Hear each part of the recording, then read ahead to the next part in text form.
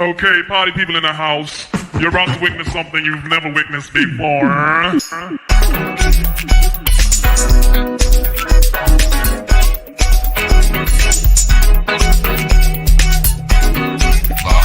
Live right now, here on YouTube, you have Auntie Miracle Baby. Welcome to the show.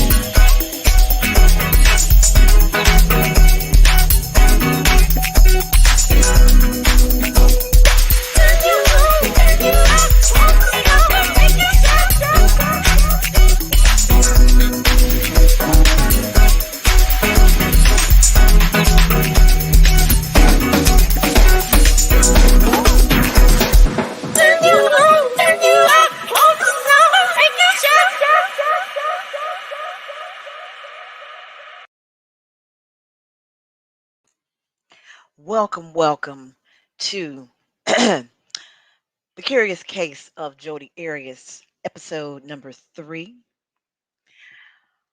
I want to thank everybody for showing up tonight. Hey, everybody, sexy star, bright Kayla, Huddy Buddy, if you're still in here. Um, welcome. So, just to give a quick recap here on episode 2, we left off with Jodi having been confronted by the male detective Flores. She didn't have night sleep, and so she decided that she wants to come back and update her story because she didn't have enough time to think. So right now she's being interviewed by the female detective. So we're gonna sit here and we're gonna peep some game. We're gonna watch the body language. We're gonna see her demeanor and see if we can ascertain the intricacies and the underlying shitteries behind this. What's going on here? My mind or any of the other investigators' mind um, that you were the person that took Travis's life. But what I need to know, or what I'd like to know, and give you the opportunity to do, is determine whether you're a cold-blooded, cold-hearted um, murderer who slaughtered this guy, or are you somebody that got caught up in circumstances and things got out of control? Because I think that is what happened. And see, I enjoy this detective that she's trying to play this woman to woman thing. From woman to woman, I understand how you have been uh, abused and battered and you can relate to me. I can relate to you because we've had similar experiences dealing with ancient niggas. Honestly, and looking at everything and all of the facts and talking to people, um, I think in every person that anybody could be capable of harming another person. I think it's in our nature, and generally most people suppress that. But I think given the right circumstance, A lot of people, that's suppressing a whole hell of a lot. 27 stab wounds, a slit throat, and a gunshot wound to the head, being drugged back into the shop. That's a lot of suppression. That's a whole lot of suppression. I don't think I'm capable of that, Missy. Not me. Like I said, I'll kill somebody in their sleep. So, Uncle Sweet Pea, that pertains to you. You mess with me, you're gonna wake up in the upper room. and the right time and the right place, anybody could be capable of harming another person. I see that on a regular basis. Um, what I generally see are the cold-hearted, ruthless types. What I don't see very often, Jodi, are people like yourself that are intelligent and spiritual and caring. And so I tend to believe that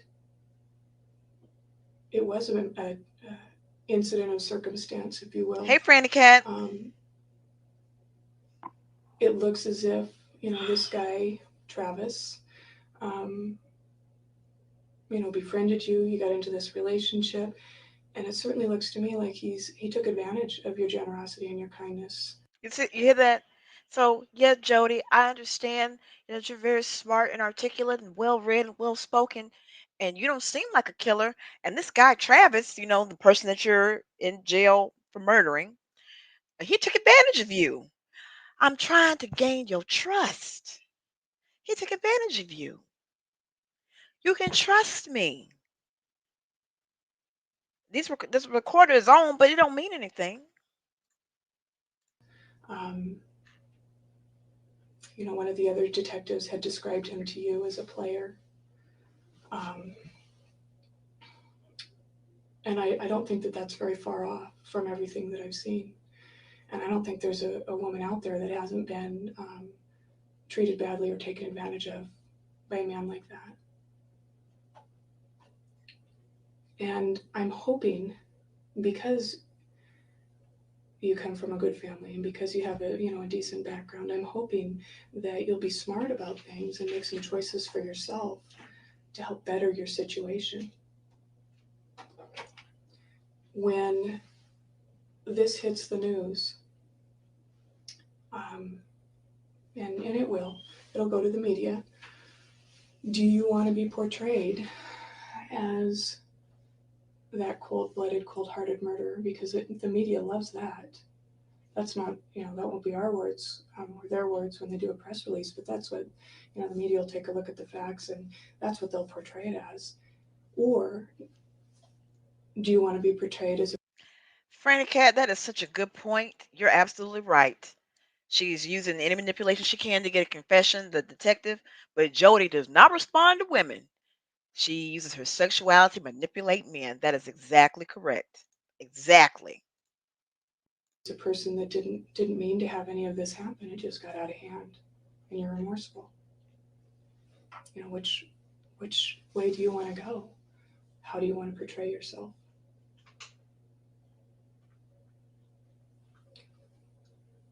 You're a businesswoman, is that correct? Okay. And you have a couple of different businesses going, right? So you're a smart girl, Jodi, smart woman. Um, you got to have a lot on the ball to be, your own businesswoman and balancing everything the way you do, because it sounds like you got a lot going on and a lot of juggling and balancing. You're obviously very organized, well read. I would say well read, but not organized. Not organized? Why so? Um, I procrastinate, so papers pile up and things don't get filed on time, and I lose stuff, and then I find it later when I don't need it anymore. When I do need it, I can't find it. So Okay. just general stuff Well, maybe you're not as organized as I had thought. It's like that. certainly I human. try. I mean, I go through these periods where it's like today is devoted to organization, and then I'll get organized, and it'll be that way for a little while, and I'll kind of let it slide, and then I'll have to go back and clean up again. All right. So I think that the reason you're here is I think that you should have just at least one more shot at the opportunity to do the right thing. You say that you're spiritual, or those are my words, not yours, but that's certainly what I got out of reading everything, looking at everything. That you have some sort of relationship with God, or some sort of deep spirituality, and so did Travis. And it sounds like you cared about what Travis's family thought of him, maybe what they thought of you. I don't know whether you ever met them. I met his grandmother Okay. a few times, Were they good people? and I didn't meet his family at his services, but I saw some of his sisters, and he talked about them a lot. And he talked about how proud he was of all of his brothers and sisters, because they come from a rough background, but they've all done really well. So you notice that she said that she went to his services. So she murdered him and went to his services to be the grieving friend, or the grieving um, ex-girlfriend. That she's not the psychotic stalker. And then you notice that how her voice, she gets all teary-eyed, and her voice changes, her demeanor changes when she's referencing um, Travis and Travis's family. To me, those are just that's her acting. Yeah, she has a nerve showing up there, but yeah, she went to the dude's services. She put him in the ground and she went over there and brought flowers. I would imagine that keeping all of this in, I can only imagine because I've never been there myself, but I can only imagine that keeping all of this in is just tearing you apart inside. Um, it's not hard to tell that. You have portrayed yourself as being very strong, but you can see it in your eyes, Jodi. It's not like, it's not that I'm in detect. My dad said that Detective Flores told him that I was just cold yesterday, and it's not that I'm cold. I'm just resolute, and it's not that I haven't cried. It's all I've done for the last month. Mm-hmm. And I go to work part time, and at my job, I need to be a happy, cheery person. So I've got to suppress all of that and put on an act while I'm on the clock. Mm-hmm. And if I'm going to get any more clients for my business, I've got to be an attractive person in my personality. So it's not like So again, it's about her image. That's what she cares about, is the way that she's portrayed, that she puts on the front all the time, and she has to look a certain way. She just told us. it's not like I haven't been grieving him since I heard about him. Mm-hmm. Well, you have an image. I understand that. You have an image to uphold and you have to portray, that you're a together, savvy woman, not somebody who's fallen apart. So that's understandable. I But can fall apart when you aren't looking, and when it's at night and I go to sleep. Travis always used to call me, not always, but very frequently. So that's the hardest part is when I go to sleep at night. And if he wasn't calling, then I just call him. And sometimes I would just call anyway just to hear his voicemail. Oh, really? So she kills him, but she misses him, and she calls him to hear his voicemail. Really? Hey, Bobby. Really? Really? so let me go back Hey, to, Beans. the choices that you have, because again, there's no doubt in anybody's mind what happened that day.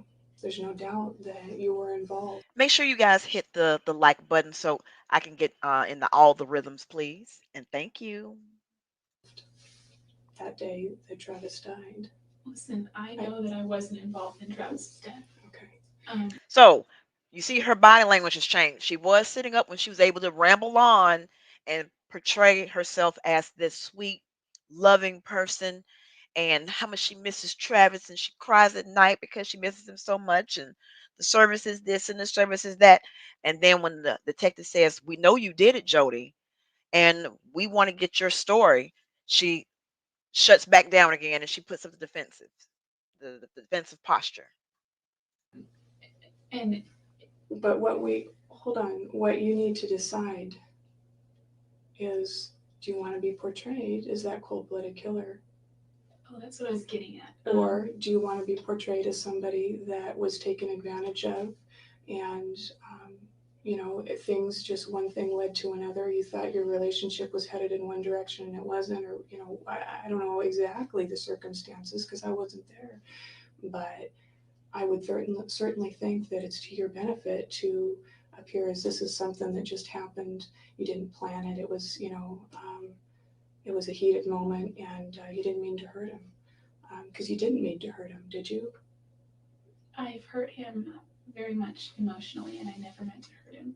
Okay. He said that So, I hurt him more than You saw how she danced around that question? I hurt him emotionally. No, you did more than that. I'm about to call her Leviticus.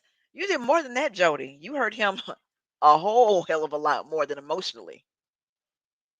the death of his father. and I believe that. How are you going to come clean with yourself?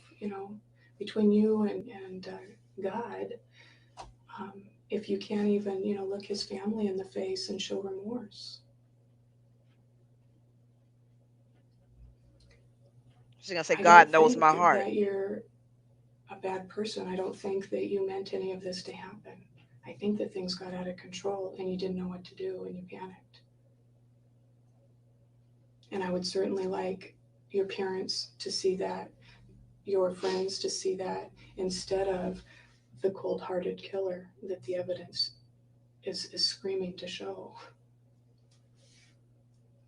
And this is, at a certain point, you gotta do what's right.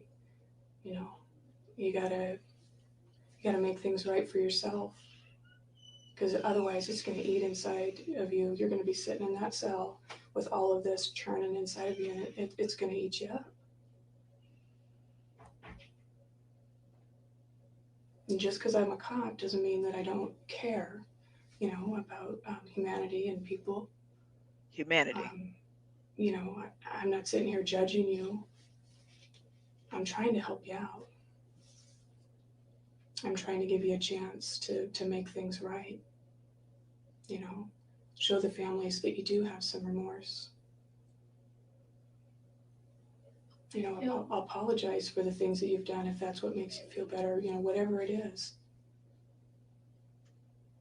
But when you continue to deny when it's obvious that that's not the case, you appear to be the cold-blooded killer.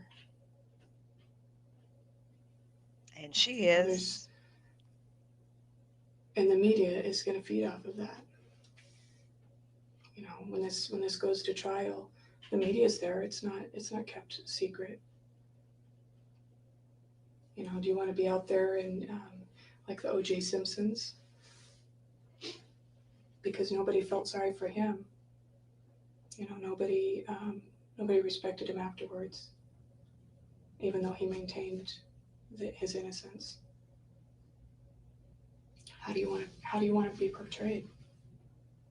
Do you want to be portrayed as the person that you are, a decent person A decent who's person. had some tough times and just didn't make the right choices at the time? Or do you want to be portrayed as a person that doesn't care about anybody or anything? Who she really is.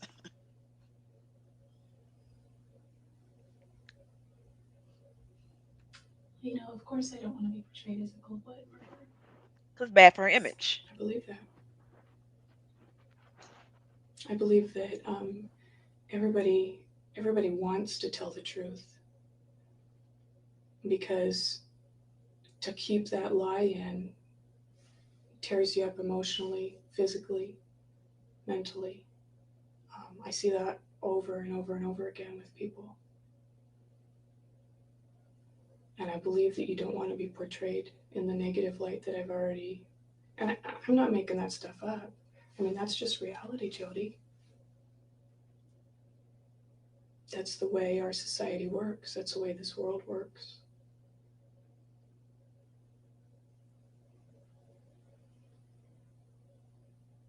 And things are going to start moving real fast here for you. This is kind of a pause, before things, start getting heavy. This is your opportunity to help yourself out. When the jury looks at it, those are the things that they're going to be mulling around in their mind. Let me just correct that. This is the opportunity for her to continue to incriminate herself, because she still is talking without speaking to an attorney. And these interviews is what messed her up. Well, outside of, her leaving her palm print and blood on his wall, but When they decide what type of sentence to hand out, or when they make a recommendation to the judge, those are the sorts of things that turn a jury.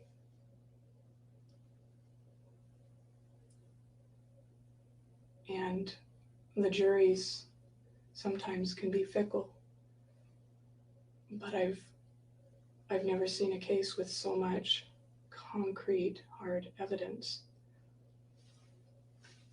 We don't need you to tell us anything. I'm doing this for you. Arizona's case goes no matter what. They've got a rock solid case.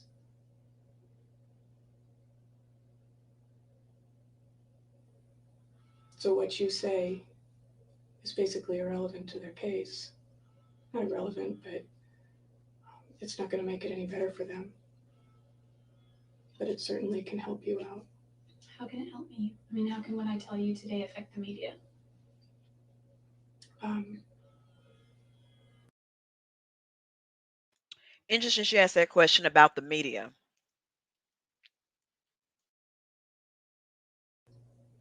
you take control of the situation as much as you can and paint whatever kind of picture you want to paint of yourself.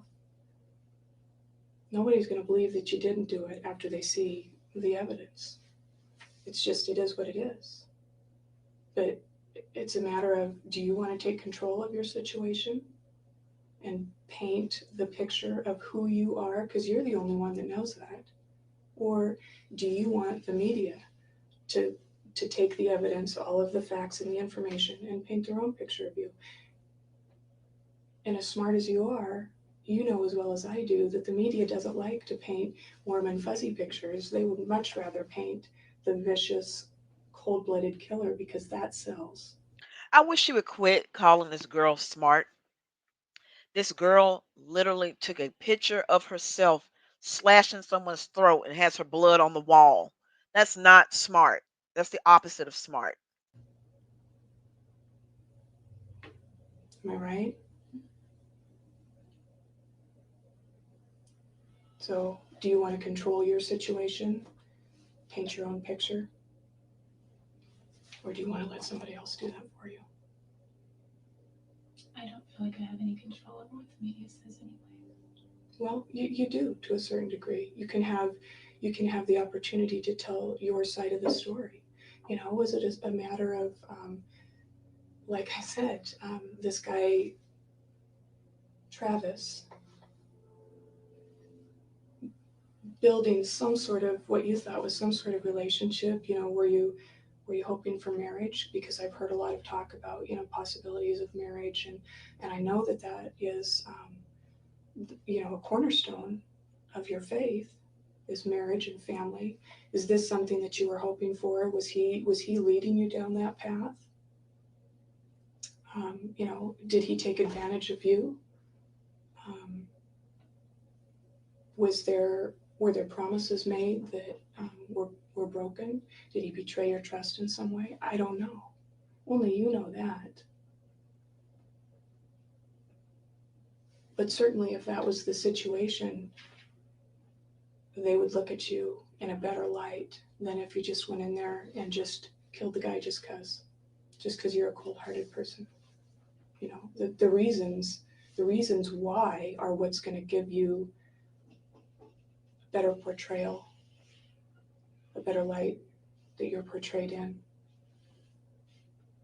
That's why the reasons why are so important to you, and that's how you can take control.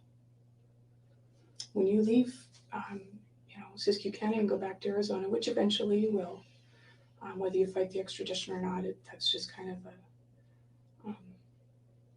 An inevitability.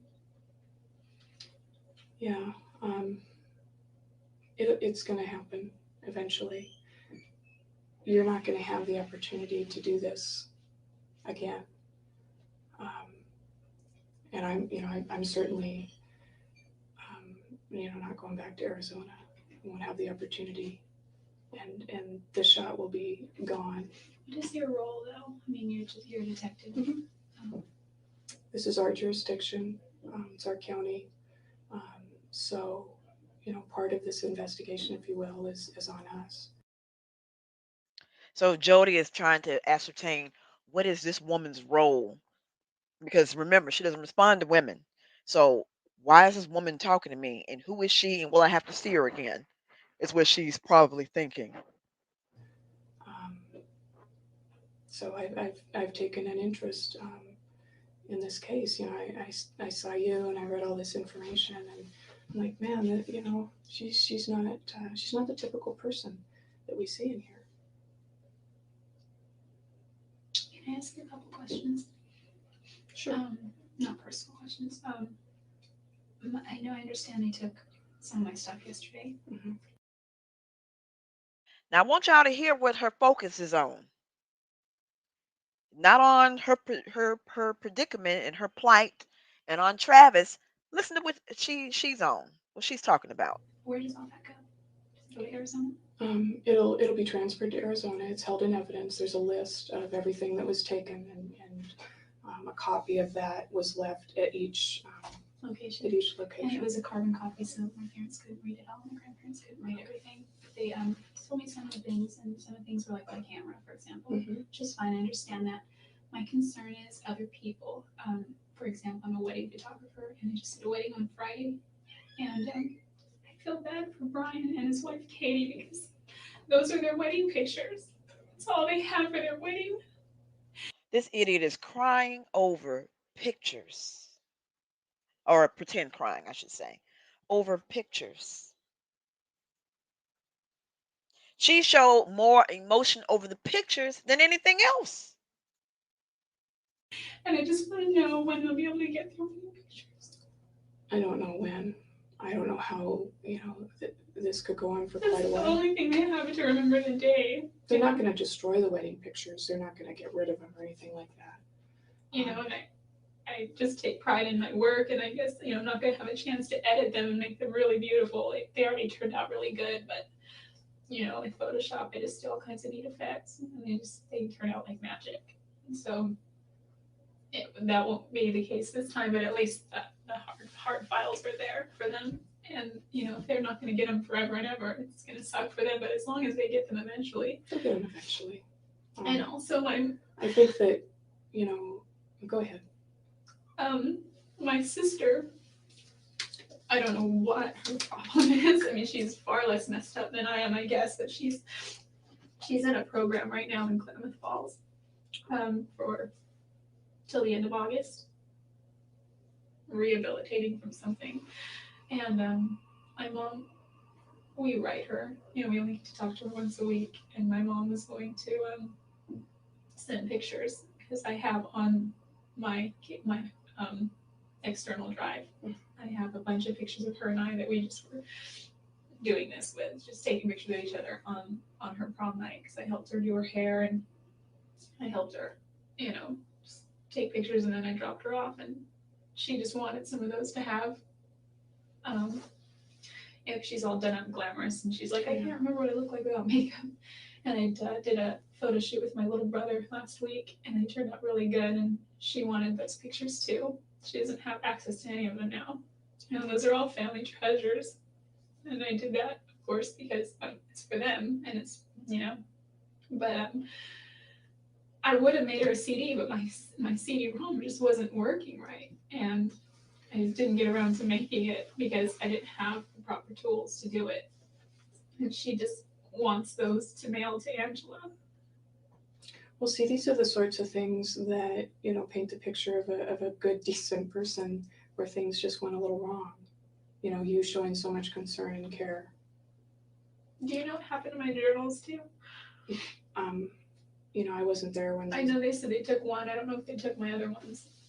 Where were your other ones at? In my fireproof safe. Okay. I'm not sure. They have a hard copy, an actual copy, original copy.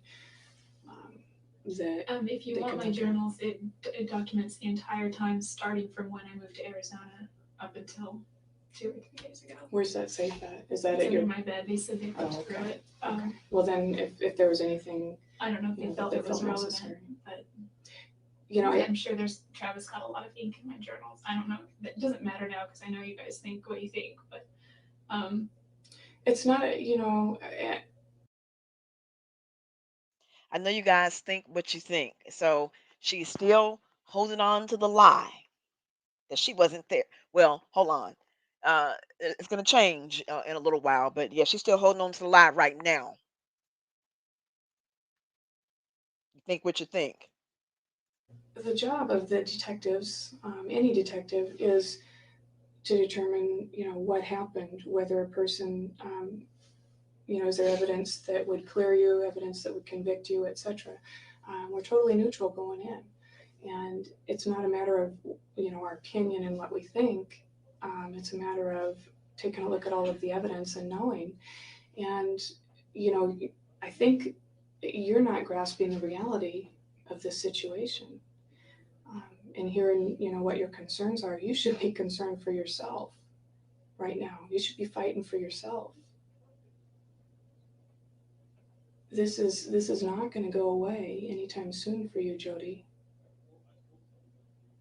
You're a young woman, just starting your life. You had a lot going for you. You should be fighting for yourself right now. There's really nothing to fight for. If I fight, it just makes If me you look fight, worse. If you fight, And if I give you some false confession, that just makes it look just as bad. No, so we there's don't- really nothing. we don't want a false confession. That's absolutely not what anybody ever wants, ever. I was just hoping to give you the opportunity to show the world, to show the community, to show the jury, to show Travis's family that you do have a heart, that you do care, that you are a good person. And maybe things went askew that day. I'm giving you scenarios with what happened that day because I wasn't there. I don't know, the emotions that led up to it. There was obviously a lot of emotion. That's very clear. There was a lot of emotion that day in what happened. And so I'm trying, it's kind of like pulling teeth here. I'm trying to give you the opportunity to help yourself, to show the world, to show the community, to show Travis's family that you do have remorse, that you are a good person. And that doesn't benefit me in any way. I get no benefit out of this. My job pays the same whether I'm sitting here or at home, whatever.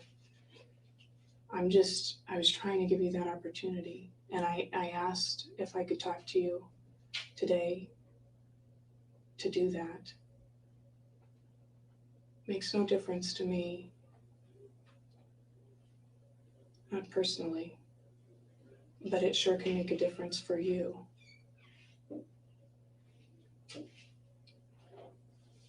And you let this eat at you, and it's going to destroy you or change you in a way that you wouldn't want. And it comes a time in somebody's life, there's always a pinnacle in somebody's life where you have the opportunity to define who you are. Do you want the murder of Travis to define who you are? Or do you want to take control of that and do it yourself? Everybody makes mistakes, some bigger than others. And I think this is the time in your life. I'm trying to tell you, this is the time, Jodi. This is the time to take control more than you've ever done before.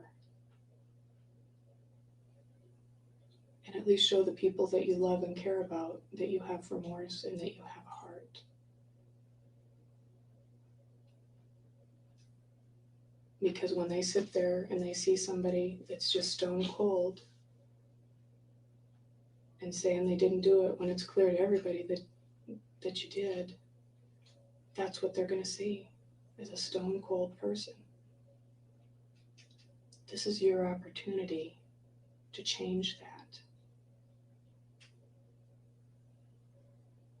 You can't change what happened. You can't go back and undo it. It's a done deal. But hopefully you're smart enough to realize that you can have a little bit of control of how you're portrayed.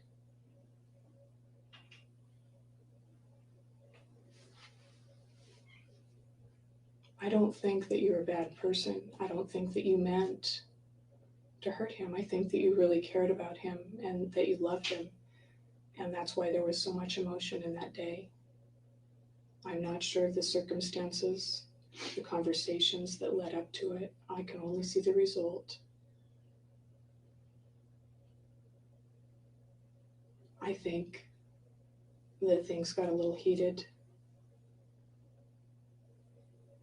You were angry or upset or disappointed, betrayed, whatever the emotion was, and things got out of control.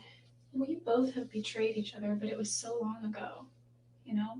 The last time we even talked about marriage on a serious level was when we were still dating over a year ago. And the last time he proposed to me once, he proposed to me a lot of times, but he wasn't always serious. He just kind of said it, marry me, as a joke.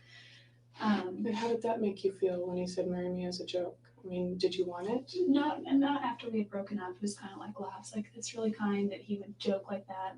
We would laugh, and I took it as a compliment because it's when I did something that maybe in his eyes he saw me as a good person. And so, wow, this is a good girl, marry me. But it was more of a compliment. It wasn't a serious proposal. So marriage, as much as I love Travis, I just have always, there's something inside that says he's not the guy you're going to marry.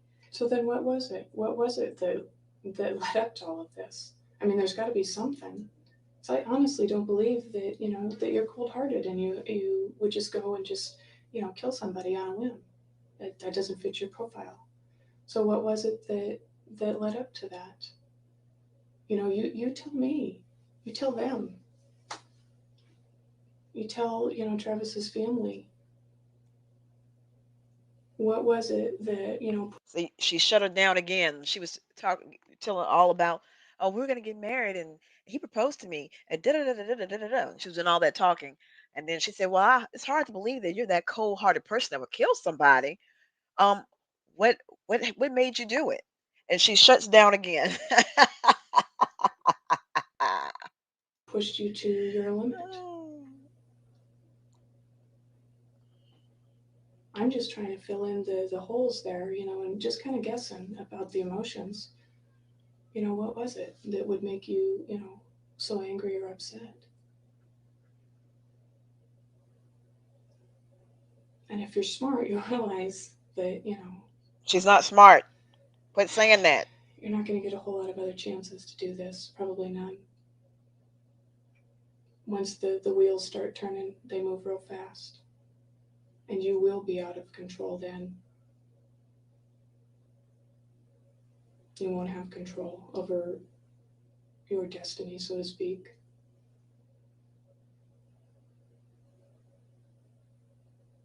What about your spirituality and your beliefs with God?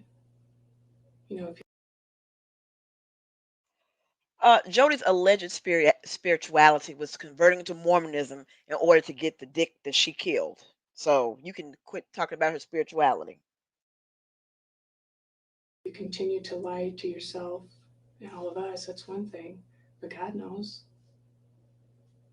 He knows what's in your heart.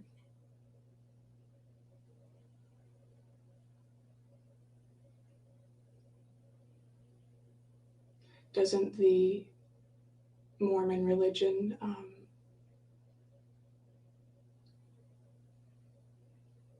want you to repent for what you've done?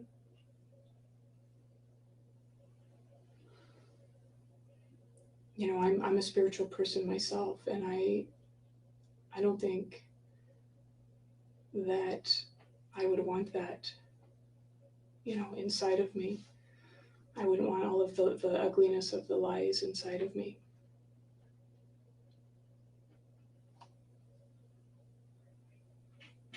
And I'm not going to sit here all day, and try to convince you to do something for yourself if you're not willing to help yourself. But I just wanted to give you that chance this morning. It's clear, it's crystal clear to anybody who looks at this case. There is no doubt in my mind, there's no doubt in any of the investigators' mind that you are the person responsible for Travis's death. It's just a matter of, how do you want to portray yourself now, Jodi? Are you the cold-blooded killer, or are you a victim of circumstance? Was it in the heat of passion, or was it calculated and planned out and executed? Which one is it going to be? That's how you can control things for yourself right now.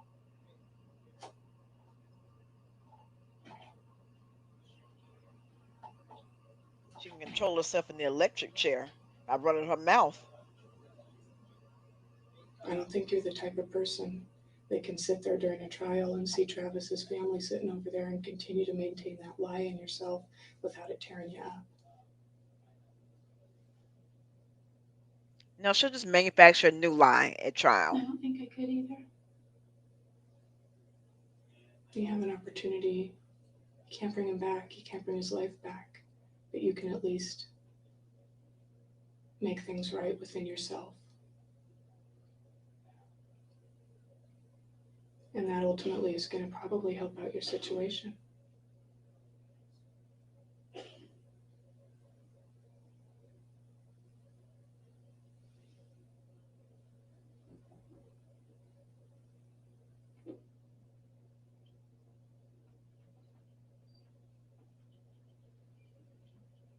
Nobody wants to believe, even, your friends, I'm sure. I haven't talked to any of your friends, but I know that your family doesn't want to believe that you're that person.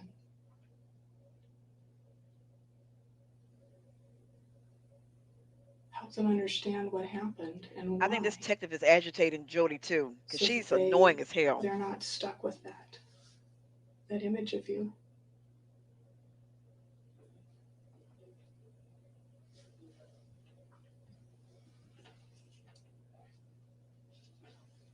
The only image they're going to be stuck with is Jodi in a big orange suit. Yeah, but does Jodi have a heart, or is it cold and ice? They know it's not what my heart is like. They raised me. They lived around me forever. How about the rest of the people that just know you as far as an image, that doesn't know you personally? Do you care about that? I care. How about Travis's family? I care very much about Travis's family, and I can't alter the way they think. They hate me regardless.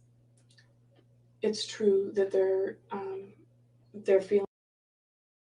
The thing I hate the most about her, okay, I think I hate the most about her is this self-deprecating um air that she puts on. Well, you guys think about me the way you think about me. Oh, they're gonna hate me regardless. Oh, it doesn't matter what I think, it's what other people think. I hate that about her. It's so annoying. It's so fake. Feelings are probably always going to be negative about you. You took their son's life. They can never get over I that. want to take Travis's life. It's clear to everybody what happened. But I was hoping that you were smart enough to realize the situation, the reality of the situation, and wanted to help yourself out.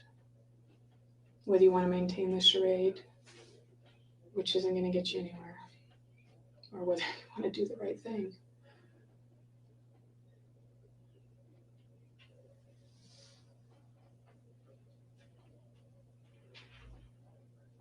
You're the one that's got to live with yourself, you know. You're the one that's got to look those people in the eye. I have one more question. It's not that I haven't been listening to what you're saying. It's unrelated. Time to When deflect. they took my purse, I had $240 in cash, and from what I understand, this thing over in the jail, you can have money on your books so that you can get things like shampoo or whatever. Mhm. I don't know what I would even need there. But what happens to my cash? My money? Well, it's first of all they count it all out and document it, so there's no question of what was there. I don't know what the procedure I know is. it's not really, maybe it's not your area or your responsibility, but who do I talk to about that? Because my parents don't have money to just keep doling out and making collect calls there all the time or whatever. So Well, I can certainly talk with the detectives and put in a request for you, and I'll do that. I don't go back on my words. And I don't know how much longer you want to sit here and listen to me talking, but I was hoping to kind of drill something into your head and wake you up and show you how you can help yourself.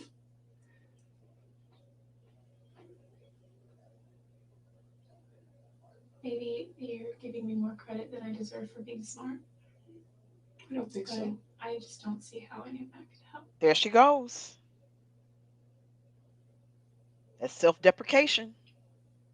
Phony. What if it could? Wouldn't you want to do everything you could to help yourself? I don't. I think that my situation is hopeless, and I don't think that I can help myself.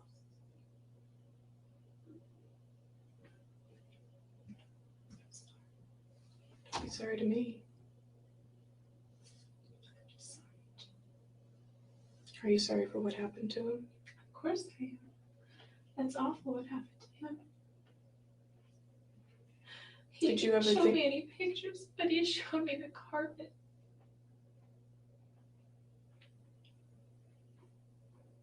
It was pretty horrific.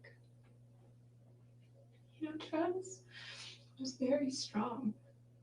I watched him work out a couple of times. It's super intense. My dad has worked out all my life. He's been bodybuilder, sort of, not professional. It's just always been really big. And I've seen him work out, but I've never seen anyone work out like Travis. And he's just, you know, a couple times he was really into UFC, and a couple times he would show me some wrestling moves, and I was just powerless. There's no way out of it. Well, I tell you what. Deflection I'm gonna again. take, a break for a couple of minutes. I see you still got some water. I was going to give you some more water. Yeah, if you could bring one more, that'd be nice. Take a minute just to think about what I said, and I'll leave you alone while I do that.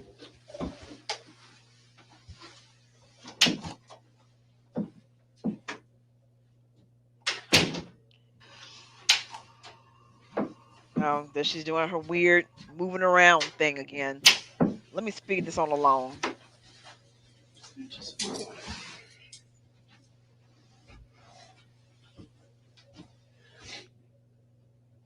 Jodi, I'm really confused. So the detective is getting irritated now. She tired of this. Maybe I did have a wrong picture of you. Ah, You know, new tactic. all of this time that you and I have been talking, and I got information from your other interview, you are talking about insignificant things at this point. You're talking about money, you're talking about material things, you're talking about everything but. I'm just talking You're about talking things about that just- affect the people I care about. You're talking about everything but how bad you feel about Travis. You only respond to my questions. If I murdered Specifically Travis, about I would be Travis. very remorseful. I think that I've gotten the wrong picture of you. I think that, you know, maybe I was wrong. Maybe you are that cold-blooded person that they're trying to portray. And, I'm just really confused. At this point, maybe you're right. Maybe there isn't anything that you can do to help yourself. Ah, Maybe I was wrong. good old reverse psychology. If those of you who've had experience raising children or trying to train a pet, reverse psychology doesn't work. Maybe you're not as intelligent as I thought you were. Maybe I was wrong. What do you think should happen to the person that murdered Travis? I've never been one for an eye for an eye, but they took his life, and even the Book of Mormon says that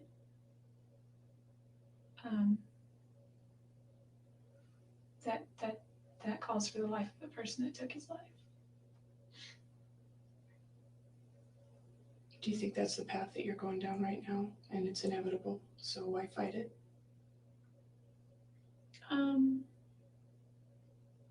Not sure, kind of, but I'm not sure.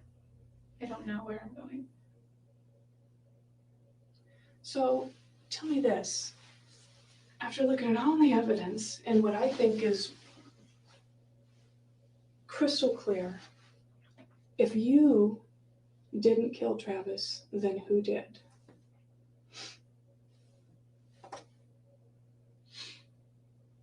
He was private about a lot of aspects of his life. Mm-hmm.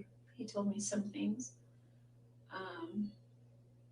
Some things I got from some of his, Facebook account, email account or MySpace or whatever, because I had the passwords to those. But I don't know, like, occasionally he would get solicitations, but he would always respond, not to answer the solicitation, but to kind of call the person out. And I don't know if anything ever came of those. I don't know. I know his tires were slashed. I don't know. Maybe you weren't the person that did it. Maybe you just were physically there when it happened and somebody else did it. I mean, I guess, that's a possibility. If that's the case, help us out here. Help yourself out. I don't know what else to do for you here, Jodi. I'm kind of at the end of my rope. You're not going to get a whole lot of people that are trying to help you out along the way beyond this point. If you didn't do it, then who did? Because everything is pointing to you, not just pointing to you, but, screaming that Jodi killed Travis. And I thought that I could come in here and talk to you and talk some, sense into you and get you to, kind of help yourself out. You don't need to help our case out. You don't need to help their case out. That's a slam dunk. I know, he showed me.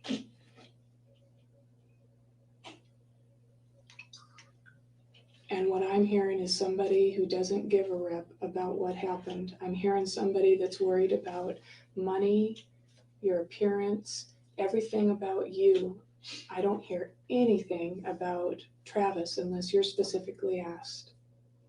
How do you think that looks? Listen, I don't care so much. No, you listen. You are not grasping the reality here, Jodi. You're worried about wedding pictures and, all this other stuff that is really insignificant. Listen, my life is over. Travis's life is over. I'm sorry about Travis. I didn't take his life. All right. Well, I guess I was wrong. Keep the lie The reason alive, I Jodi. cared about those Keep it other people alive. is because those people still have lives, and I care about those people. And they don't know where their stuff is, I happen to be in possession of their stuff. And so all I know is all of the innocent people that I've talked to that have been accused of a crime don't act the way that you do. And you are acting like the person that I portrayed, the ugly, cold-blooded murderer, one of the options that I portrayed. That is how you're acting. There is nothing in your actions that would indicate to me that you're the victim of circumstance. And you're going to be sorry, when you get down the road, and I agree. You'll probably be sorry that you didn't do the right thing. You have an opportunity to do something right here. I don't know what to tell you.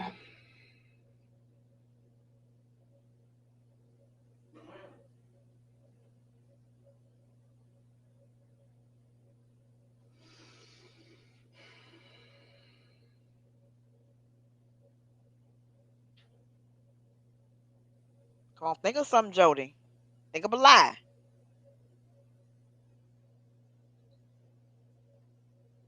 Show me that I wasn't wrong, Jodi. Show me what's inside your heart and not what's on the exterior.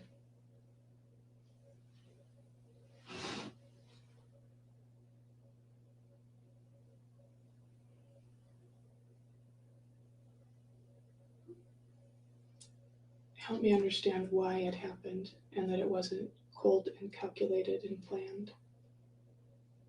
Because that's how everything points right now.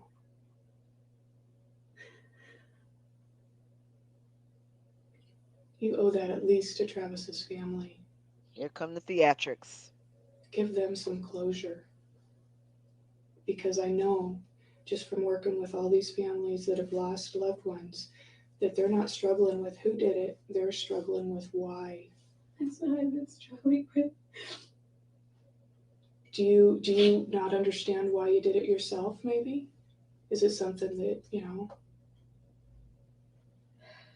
is it a part of you that came forth that you've never seen before? I don't know. I know Travis's family is struggling with why, and that would be the one thing that would give them closure. They may never like you, but I think that they would be appreciative of why their son's life was taken.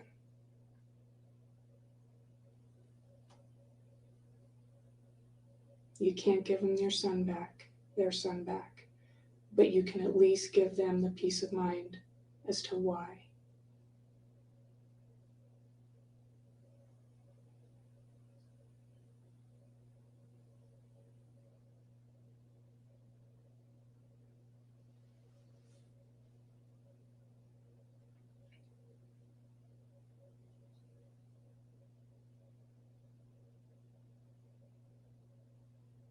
She's just completely shut down.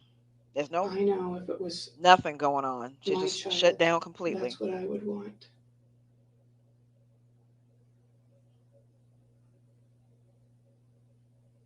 And I know that you're not a mother, but all women have those mothering instincts within them. And I think that you can understand that, what I'm saying. And that's why you're hanging your head right now.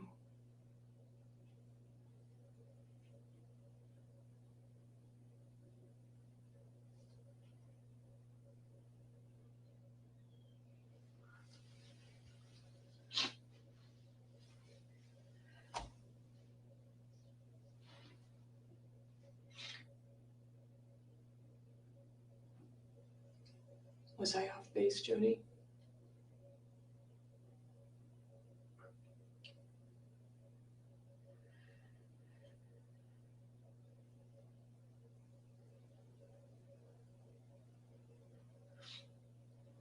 I can't imagine what it would be like to lose one of my brothers. Wouldn't you want to know why you lost one of your brothers?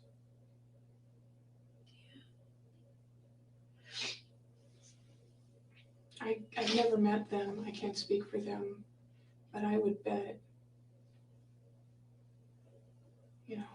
my paycheck, that that's what they're wondering right now.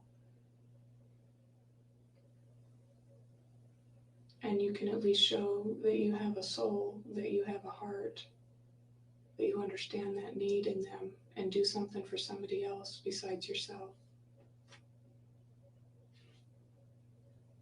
That's the least that you can do for them right now, is give them an answer. Tell them why. That's how you can control something that's happening in your life right now. Because you have all the power there. It's a gift that you can give that family.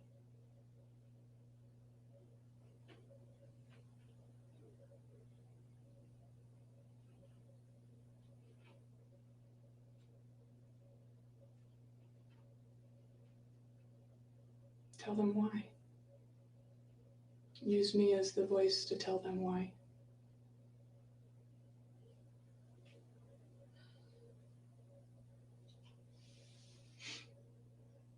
I just don't know why. Did one thing lead to another and it just got out of hand? And it's unexplainable even in your mind? Or did you have it all planned out?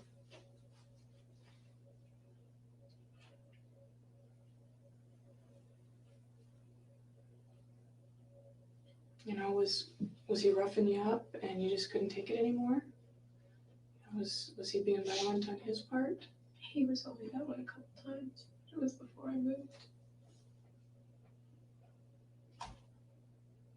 Queen of deflection. And people I had bruises and stuff, but people were like, "Oh, is Travis beating you up?" And we're like, "Ha ha ha." And he got mad because I wore a short sleeve shirt, but it was like 100 degrees outside. So this isn't the perfect picture of a relationship, No, that it you've was been very through? rocky. I've never once denied that we had our challenges. That he's said several choice words to me that weren't nice, and but he's not the only person that's ever done that. My own father has done that. Yeah. Other women and men have done that to me, and other boyfriends. But you didn't kill them. You didn't get pushed to the point where, you couldn't take it anymore. That's what we're trying to understand. That's why.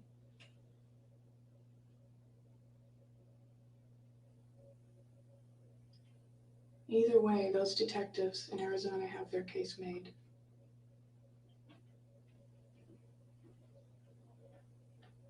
But the least you can do for that family is give them an answer.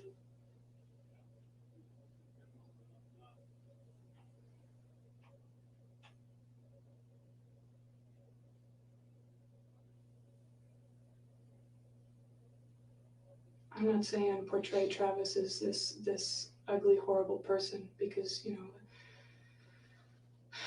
I don't know that that's the right thing to do either. But at least let them know that it was a two-way street and it wasn't all your fault. Or, like I said, maybe I'm wrong and maybe it was. Maybe you did plan it from day one and carried it out.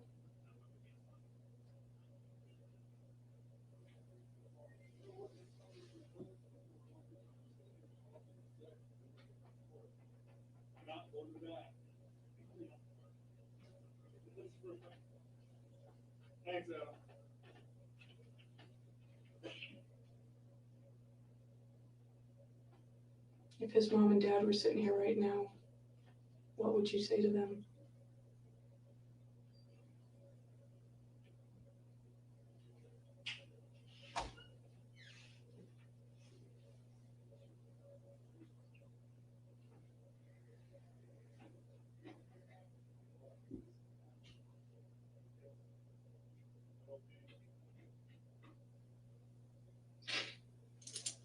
Tell them I'm very sorry.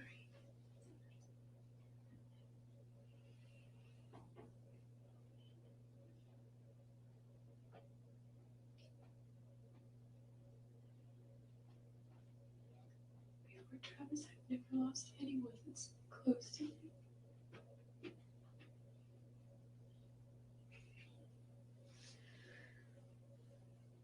If they asked you why it happened, what would you say to them? I don't have an answer. I don't know why he was killed. I don't know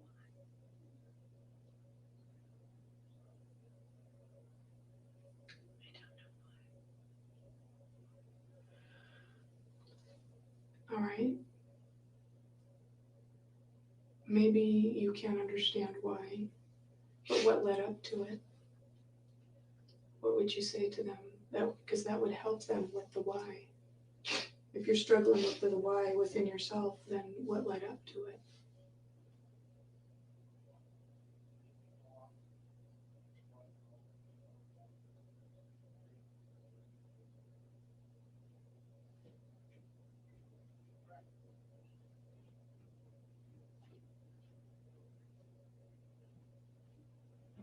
How could you explain to his mom and dad what led up to it that would help them understand?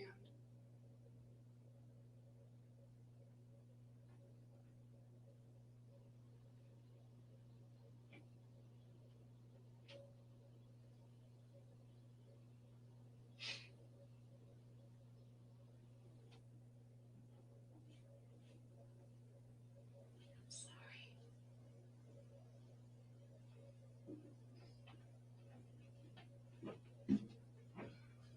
Are you saying that to me or are you saying that to his family?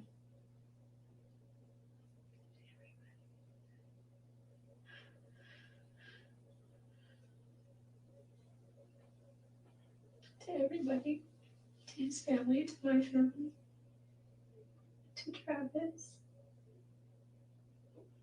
to God.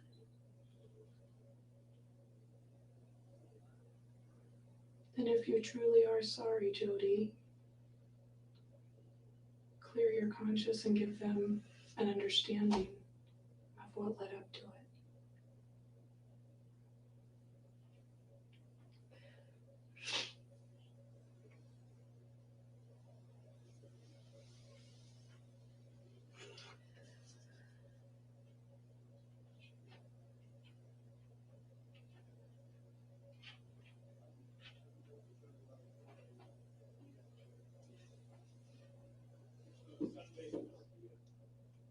Don't paint yourself as the cold-blooded person that they'll be left with unless you give them an understanding.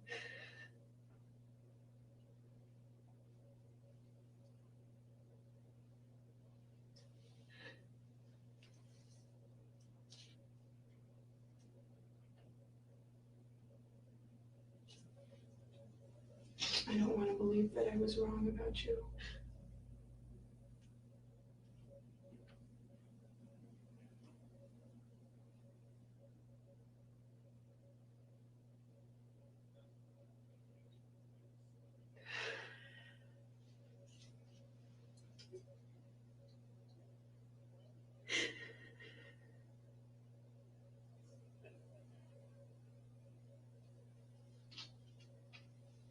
She's working overtime. Did you have any cleaners that I could use? Sure. I'll try that.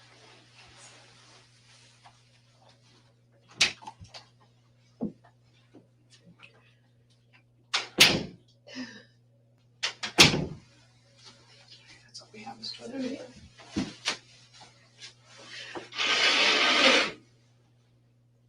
Oh, child.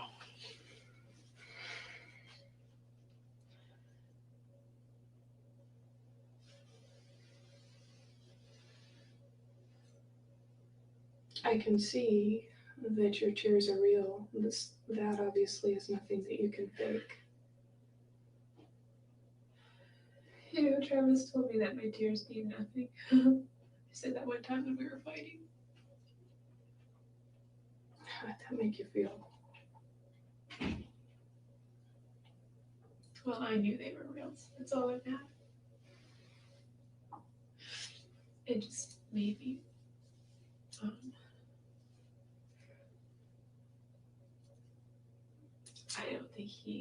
I don't know, it was weird because sometimes he just seemed to have no emotional understanding or depth, and then other times he could move himself to cry like that if he wanted to, or if he was on stage that made him, help his speech or whatever. But those were things that he felt deeply about, So we're all different. We all express our emotions differently, and I realized that. Did he know how to push your buttons? We knew how to push each other's buttons. I could make him mad in 5 seconds.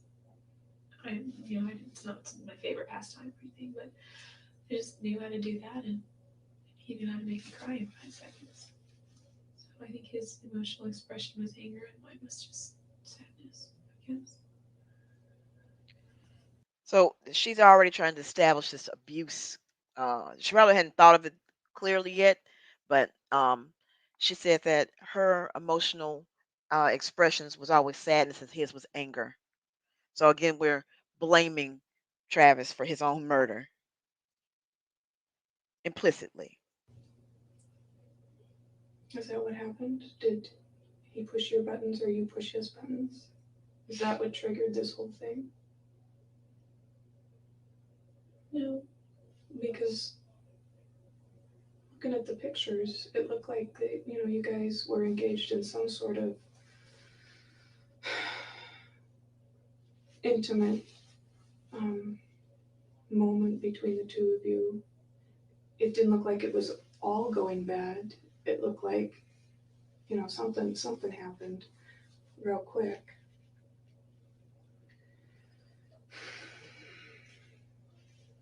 And that's the understanding that I was talking about that you could give to the family.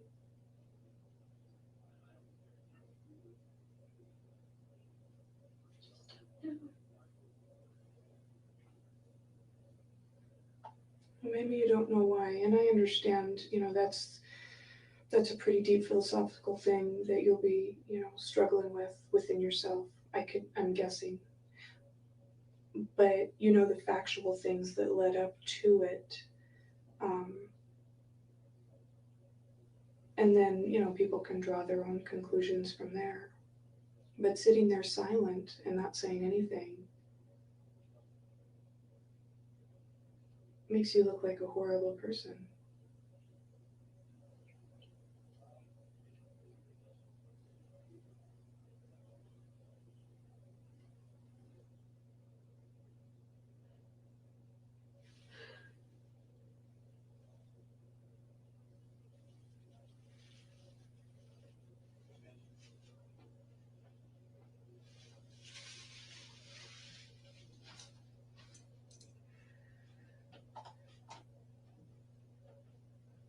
I mean, obviously, you've had other relationships with, ups and downs that never drove you to that point. It was So- far worse than Travis. So what was it? What was it with Travis that set you off to such a degree?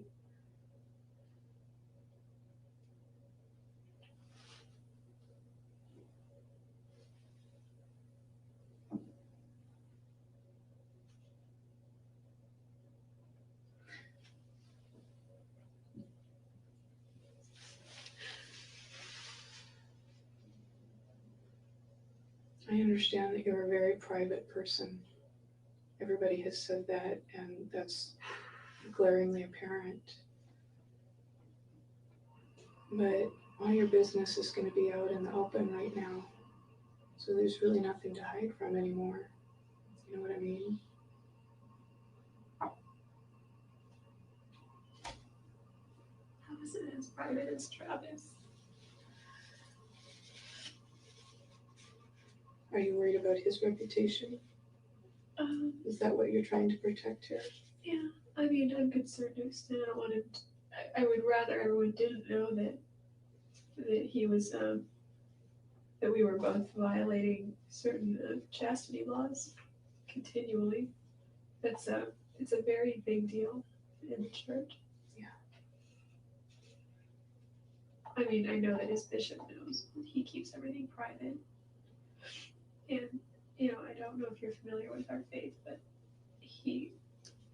Travis has another bishop now, in the next life. He's working through those things. So he's got his own path. I don't want his family to, I don't know, I don't think all of his family share his faith, or if they do, they're not as involved deeply as he was. So I don't know how they would feel. I'm sure they don't care. They just want to know why. Can't imagine what they're going through. So, I mean, at least on some level you can understand what's going on in their head. The why. The why is what we've been talking about. Was this a situation where you guys were involved in an intimate exchange and things got too rough? Is that why the secrecy and the privacy with me today?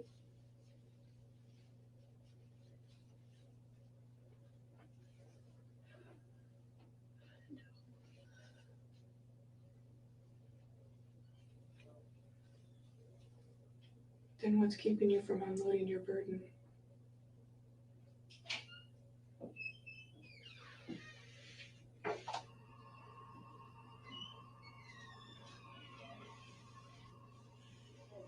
Is it your own pride?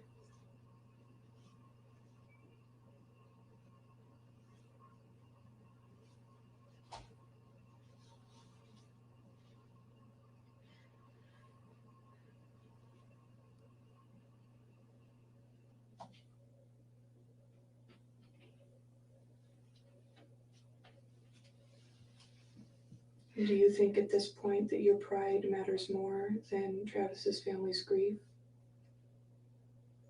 No, she just hasn't thought up an adequate lie yet.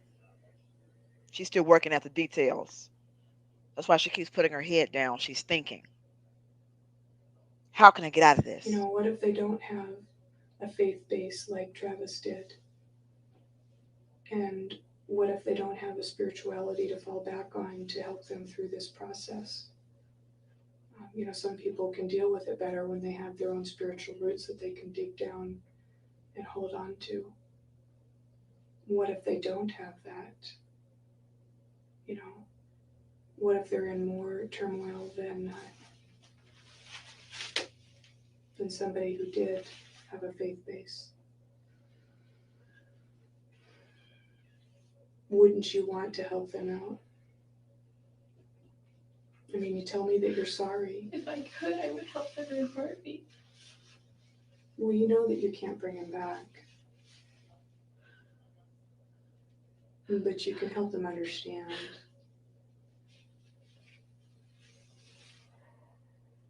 And no matter what you say, it's not going to it's not going to change their love for their son. It's not going to make them dislike their son no matter what happened.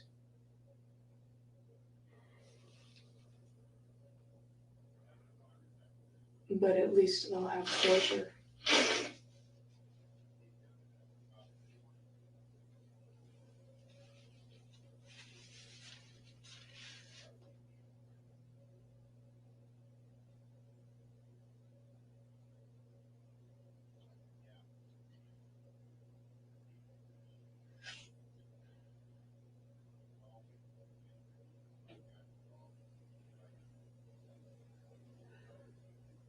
At least they'll have closure.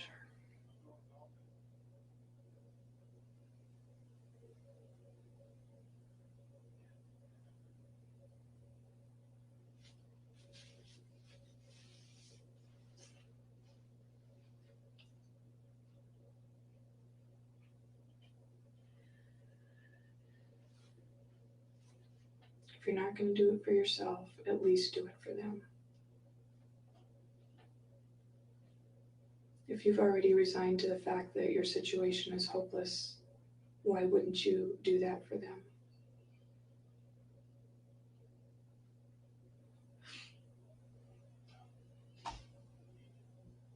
That's a good question. I think I will.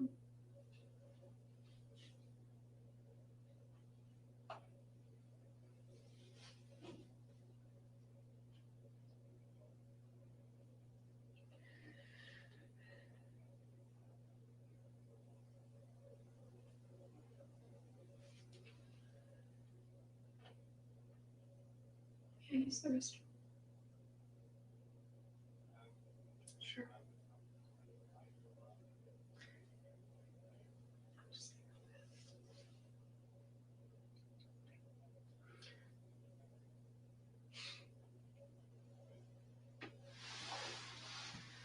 You understand that I have to go in there with you? It's fine. Okay. Not really.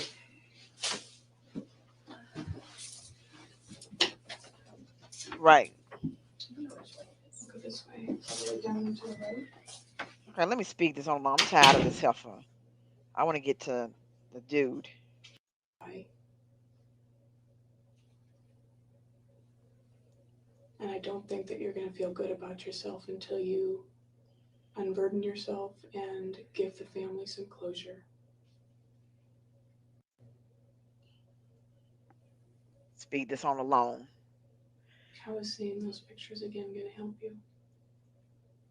Okay, so I think I passed fast forward past it, but Jody just asked to see the pictures. So the detective is doing her. You need to unburden yourself, and we don't want you people to think that you're a cold-hearted killer. And so Jody asks very pointedly, "Can I see those pictures again?" Because she is trying to concoct a story that is going to match the forensic evidence. But she, of course, doesn't remember what she did on the crime unit during the crime scene. So she has to go. She wants to look at the pictures so she can get her story straight.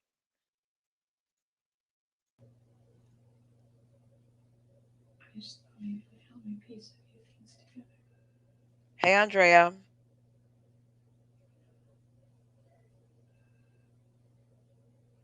What is it that you're trying to piece together? Um, I don't know.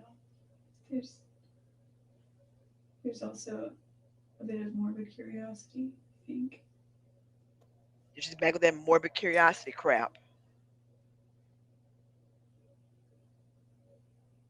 Just want to see pictures of him. He showed me a good picture of him yesterday. Is it the one with him in the shower? Yeah, he had water all over his face. You took a nice picture of him. He would never let me take pictures of him in the shower. He was, despite our intimacy, he was really private about his showers. Like he had a room. I don't think you've seen the room, but it was here. There's double doors here leading into the room, walk-in closet here, and a hallway, sort of short hall here that went this way. And there was a bathtub here, a shower here, and a bathroom here, full enclosure. And And so if he was taking a shower, you couldn't see if you were in the bedroom unless you walked down the hall. And I never went in the bathroom when he would shower because he was just private about it. You know, it's not like we were a married couple ever. We had a time when we did something, and then after that, it was, we weren't a couple. So Are you saying that those pictures were taken without his consent? I'm just saying that whoever took those pictures must have. I mean, it's hard to imagine because I got pictures of him once shaving, and then he was already weird about that. Well, Jodi, when you say things like that, it's obvious to me that you don't want to do the right thing for the family. You don't want to unburden yourself. You don't want to give them closure. And you're jerking my chain because there's no doubt, and I've already told you, there's no doubt in my mind or anybody else's mind that you were responsible for his death. And I don't appreciate my chain being jerked. I don't appreciate you thinking that I'm some sort of fool. Well, the detective said he has pictures of me. Mm-hmm. I've seen those pictures. They were taken the same day. Well, certainly not the same time. Within the same time frame.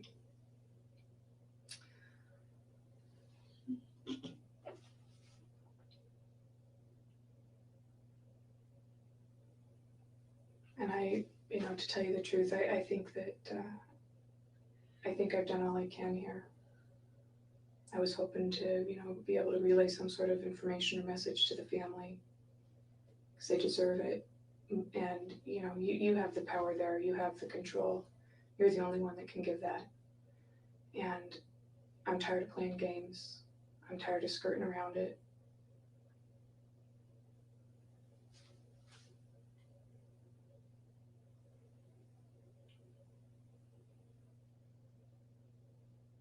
And I guess I just leave here today and leave them with the image that they have of you. I don't know what else. There's nothing else that I can do. I thought that it would be easier for you to talk to a woman, especially about this was a very intimate incident, and it would be easier to say what you need to say to a woman. Sometimes it is. Hey, Vicky. It's not as threatening.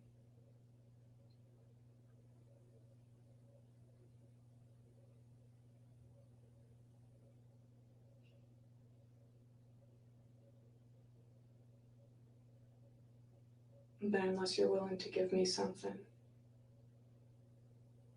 to help you with, and I can help you, walk down that path and remember those details, then I can't do anything for you.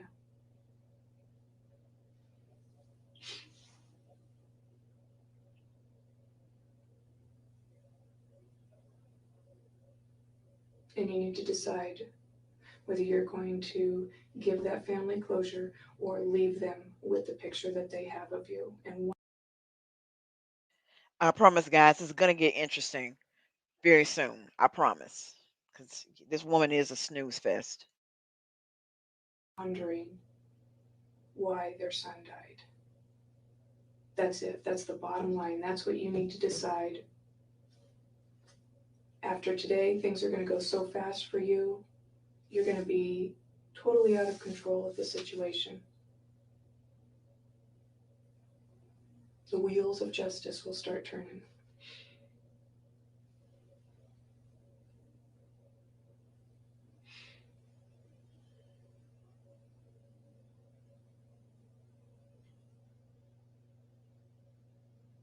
And I can see that you want to do that. That's clear.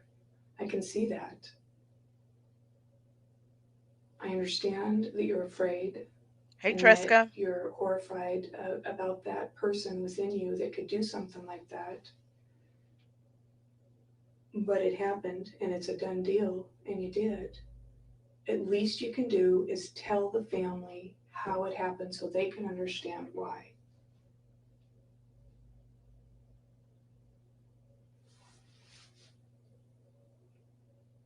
Are you going to do that for them today or not?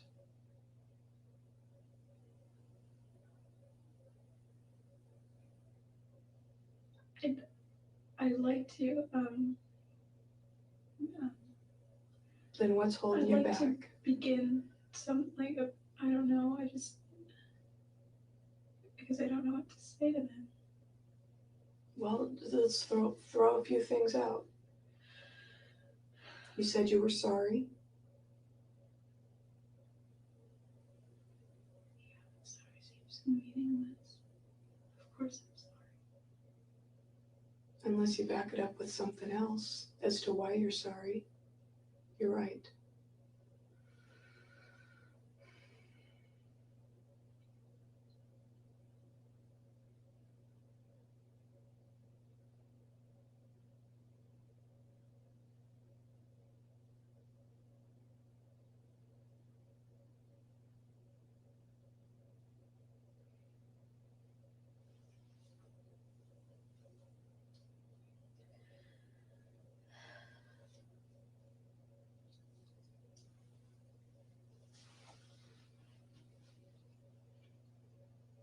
Hard being damsel in distress with another damsel.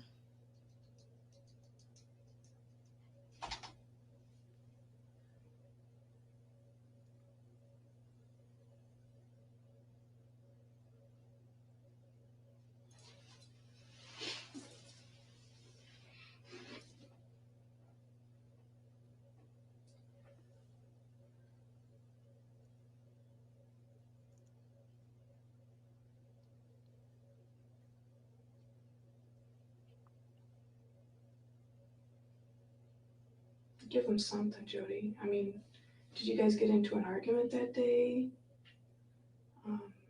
Was there some sort of fight? I mean, help them understand.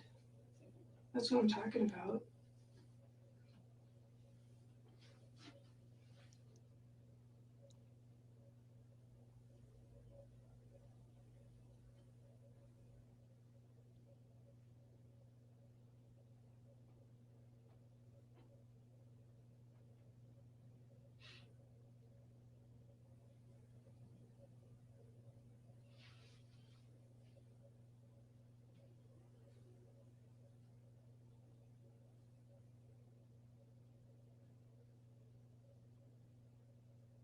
I mean, do you think you're going to get this opportunity again to sit down and just have a free-form discussion?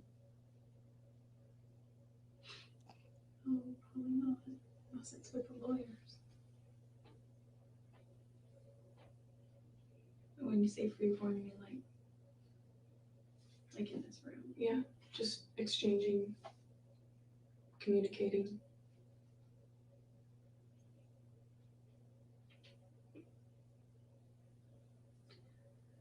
There's not going to be any situation or place that's going to make it any easier for you.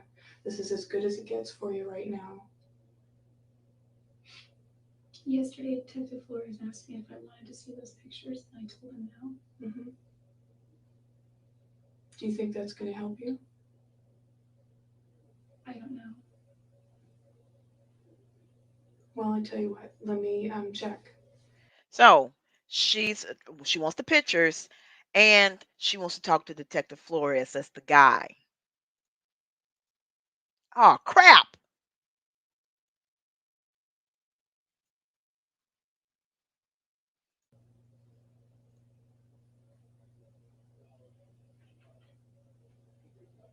And if you think you're feeling grief over this whole incident, think about how they feel.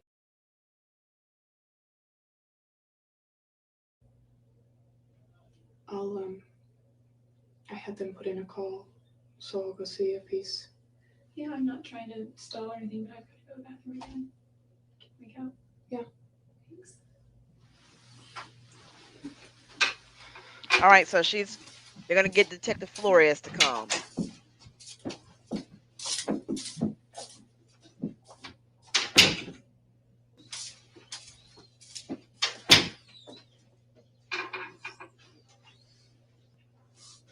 Well, Rachel called me and told me that you wanted to talk to me. She comes alive now. I was just on the phone with Travis's sister. And I told her I Which took sister? it.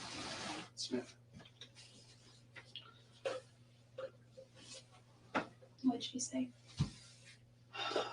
She has a million and one questions. More questions now than she had before. And I don't have anything to give her. Part of it because I can't give certain information yet, but the other bit is because I don't have a lot of information. I need more information.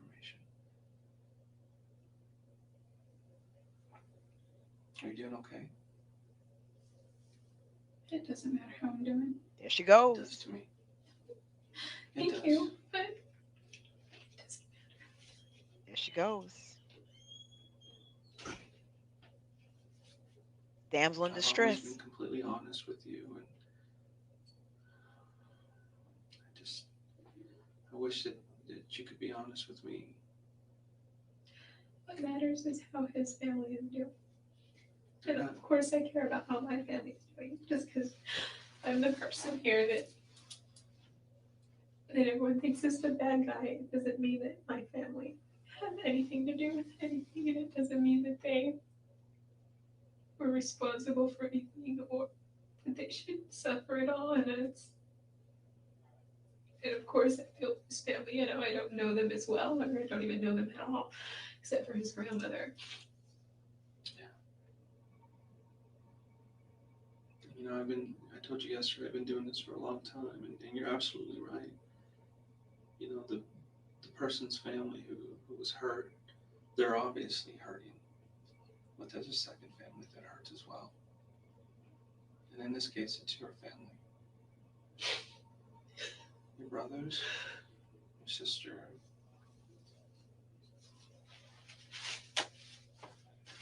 your mom, your dad.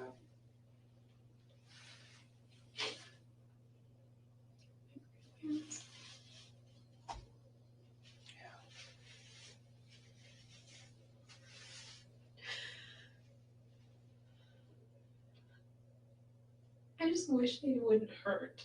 It would be so much easier for me. Not that I deserve to have it easy, but I don't think you're ever going to be able to take that away from them. I think they're always going to hurt. Now, the only thing that can solve that is time. you're right about that.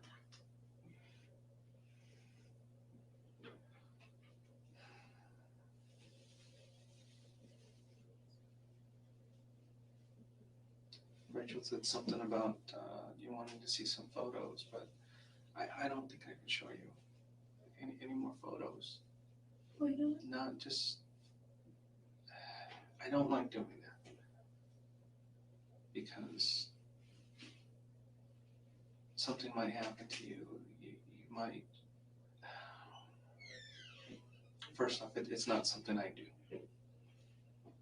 The reason I asked was because I just feel like it might help me piece some things together. And So she wants the pictures to help her piece some things together, i.e., I need to get my evidence and my story to line up. this is more of a selfish reason. I think it might give me some sense of closure. I know it's kind of morbid. I don't even think I really deserve closure. His family does, but I wasn't able to attend his funeral. And it's just, I don't know, that's just why. Mostly.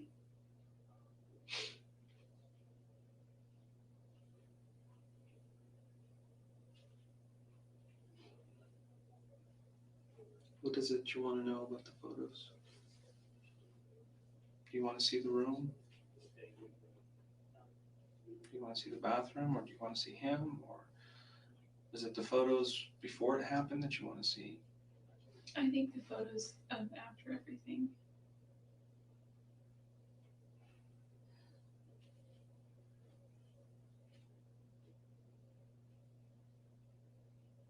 I won't show you those. I won't. I'm not in good conscience. I can't do that. Hey, Grandma. Is there any that you can? No. I can't do that.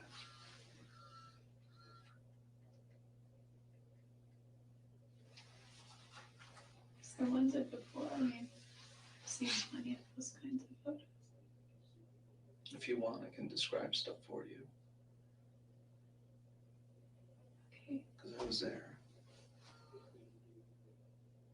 And those photos will never leave my head. I'm sure they'll never leave yours either. And one thing you got to remember is that by the time he was found, the images that you saw were different than the ones that I saw. Things change over time. His body changes after time. We had a difficult time identifying who he was by the time we got there. He wasn't the same person. Yeah, Travis was like he was starting the So that's why mummification I want process. to show you photos.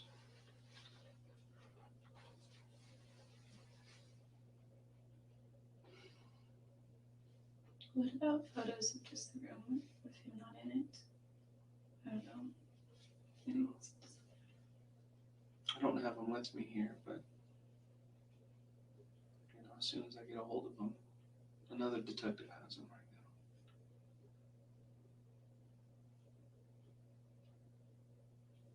What is it you can tell me about that day?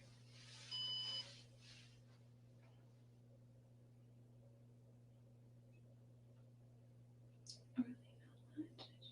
Everything's kind of Was he expecting you to show up that day? Okay, y'all. Now remember, she said she wasn't there. That was the initial story. He wanted me to come. But you didn't want to. Oh, I told him I was going to Utah. Why did you decide to go then?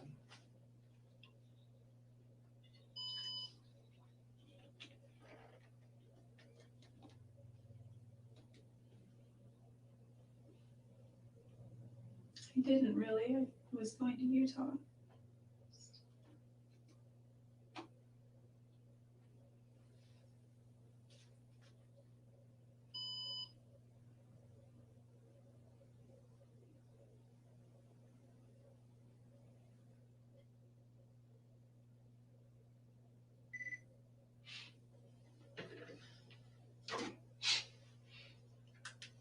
Killing it off.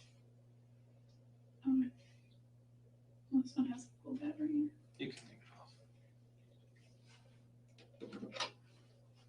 Just me and you. Just me and you.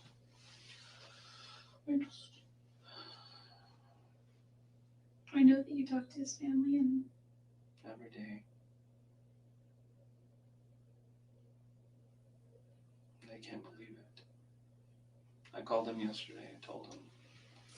They just can't believe it. who did you talk to? Talked to both his, actually talked to his brother Stephen first. And Samantha, I left her a message. She was off on vacation. And his other two brothers, was it Gary? And I didn't talk to the other brother, Gary, I talked to.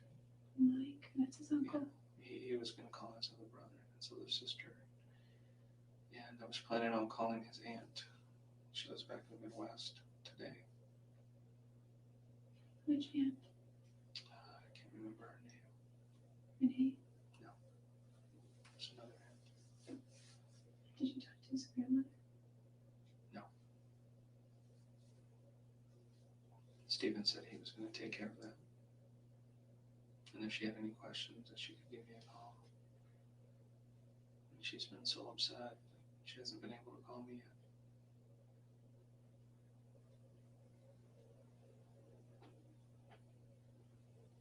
Is there something that you want me to tell them? The things that keep coming to my mind wouldn't help them at all. Wouldn't comfort them. It wouldn't just be cliched, meaningless words.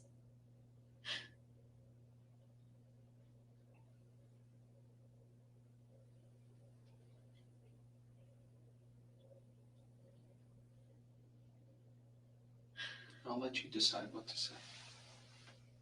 And I'll relay it exactly how you want me to. I have an unrelated question real quick. Sure. And it's not, I mean, Detective Lady said that she doesn't like me asking them because it makes me look like I'm concerned about trivial things, but I'm only asking because it concerns other people that I care about. And It's understandable.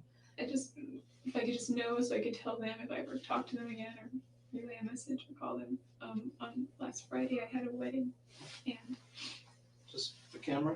yeah, and the only place that those photos are on my external drive and on the camera card. And, It'll be a while before we get those back. okay, but if they can just get to the right person, because that's the only thing they have for their wedding. I'll be absolutely positive to give those to the right people. I was gonna You edit can them be and assured. make them look really nice, but You know, they can probably take them and edit the pictures. But who are those two people? Oh, Those pictures belong to? Brian Neiman Okay, is his name. all right. Yeah, talking to your mom, I think she mentioned something about that. And also on my external drive as well, maybe my computer and hard drive too, there were pictures of my little sister and I. And for whatever reason, she's in some kind of rehab program right now. New photos? Yeah, well, pretty recent ones that she had of her prom night and of her and I that we were just goofing off. So they're her and I together. So we're back talking about My mom was pictures. going to send those, and also my little brother. She was going to send some of those, and even if she doesn't send them, she wants them. So I mean, I kind of took them for her, so they sort Which of I wanted understand. them. I mean, you're worried about other people right now.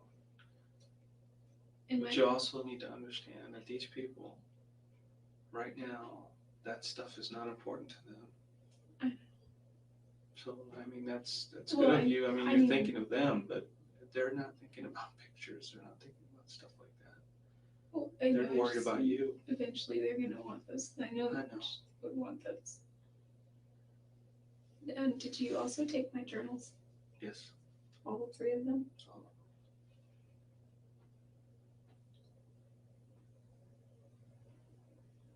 Are you going to keep that forever? no. I'd like to return them to you someday. I just, well, I'm probably not going to get anything back.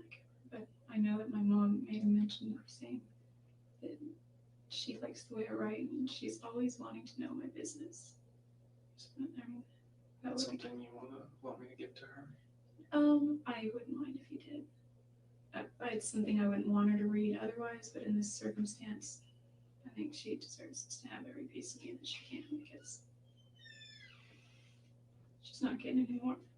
Gosh, she is amazing. You're still here with us. Not going anywhere. Going somewhere. Not anytime soon. Anything she can say or do to portray the damsel in distress. She looks like a little school kid here, flirting. This is just amazing that she is trying to um talk herself out of this and and uh, what's the word I'm looking for? Trying to use her femininity to affect the outcome of this trial or this interrogation. It's amazing. Still be able to talk to your family. They can talk to you, and they'll be able to visit you.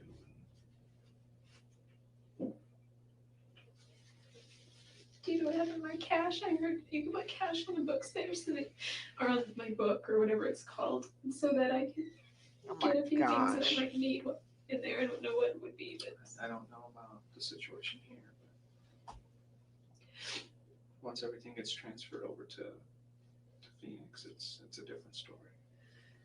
so I might not see that again. No, any cash that was there is yours.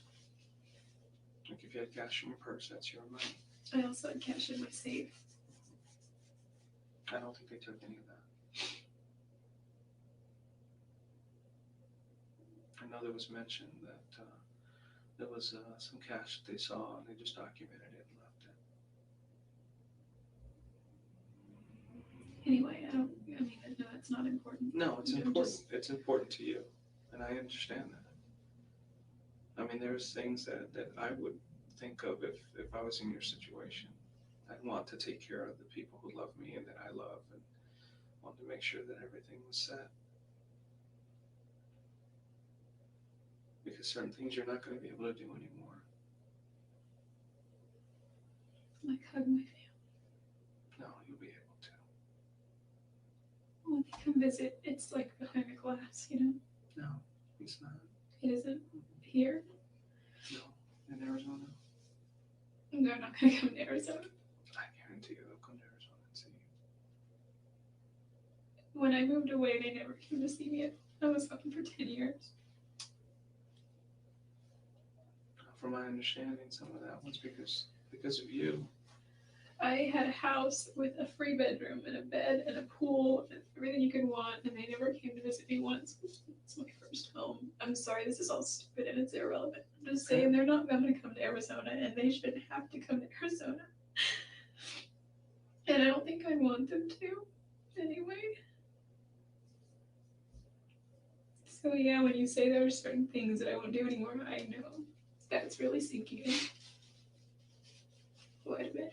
You don't think your sister or your brothers will come visit you? Yeah, I'm sure they would. Of course they will. You don't think your mom will come visit you? She will. Who do you think is worrying about you more right now? I think your mom and dad are worried more than anything. I know my dad went to the hospital yesterday because he was having a panic attack.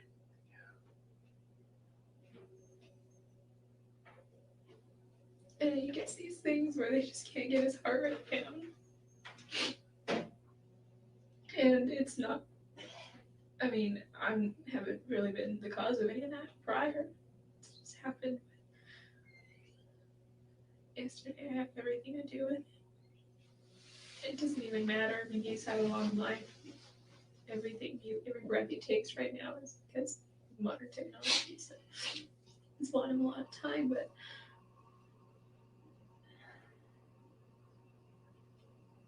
I'm so sorry for Travis's family.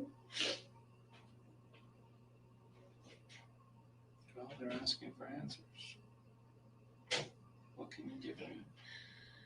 What do you want me to tell them?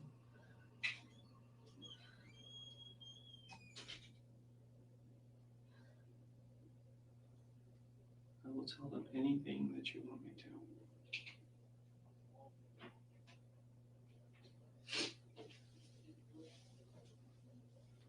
And it's not going to solve anything for them. It's not going to fill that void, curiosity, but I think at least it'll be a start.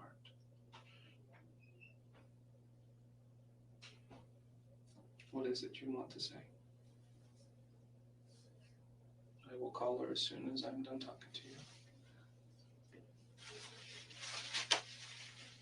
you. One thing you could say, and this has nothing to do with his death, but it's something they may want to see.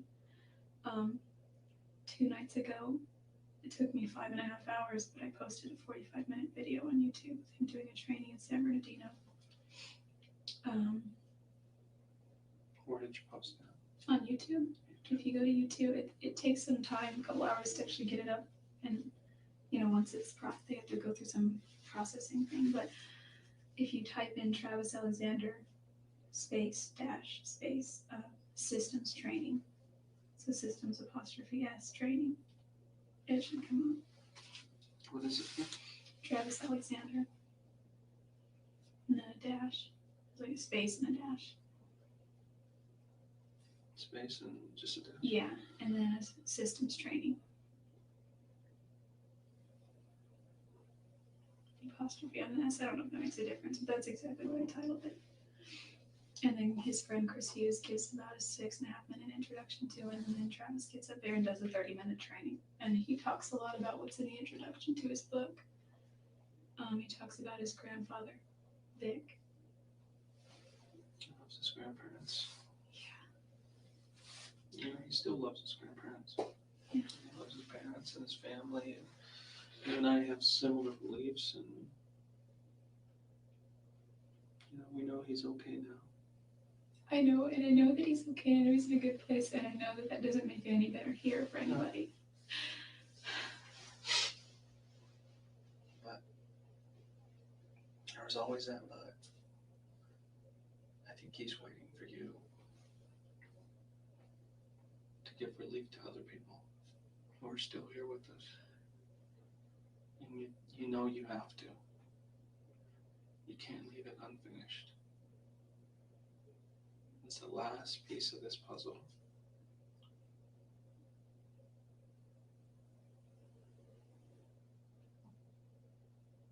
And it is completely up to you, Jodi.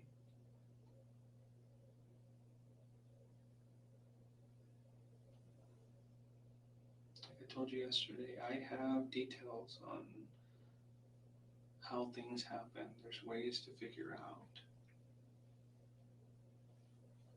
But the biggest question that everybody always asks is why? It's the biggest question of our life. It is. Why are we here? Why do we suffer? Why do we go through the things that we do? Why do we hurt each other?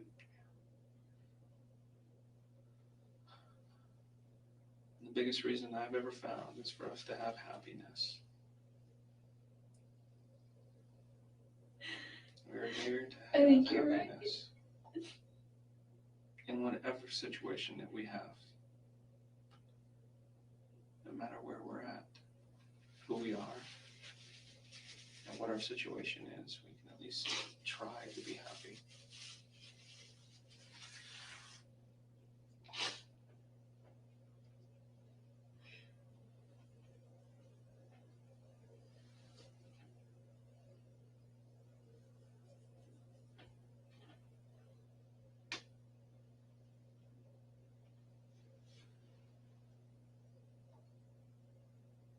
Do you want to talk about what happened that day? I've got the images in my head and I can explain whatever it is you want about what I saw when I went there. What I can't do is I can't show you pictures.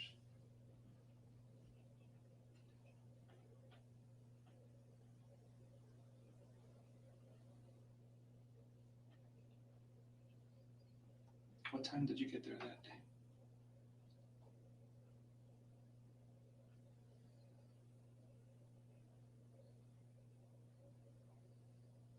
The pictures that I have, the first ones, show you they're at about 1:45 or so. Was it soon before that, or had you been there for a while already?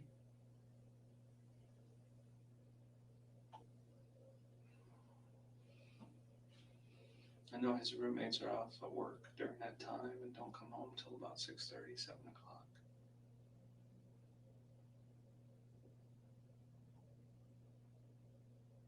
They don't even talk to him really. Just seems like they just kind of rent rooms and they don't really socialize. They kind of stick to themselves, especially his new roommate. Who was that? Did you know his new roommate? I knew Zach was there. Zach and Enrique was the other one. I think I saw Enrique at his funeral services, or in his memorial services, but I didn't meet him, or I didn't know him. Mexican guys, Kind of short. quiet, kind of reserved. His other roommates, I knew Dustin, who was, I think, in the room that shared Travis's wall, yeah. And John Hepworth in another corner room. But there was only Zach and Enrique there. He didn't. And those guys, we have all of their things as well. So, I mean, they're asking too. Zach is going through so much right now. He's like, how could we not know that he was there for days? He racks his brain. He calls me 2-3 times a week.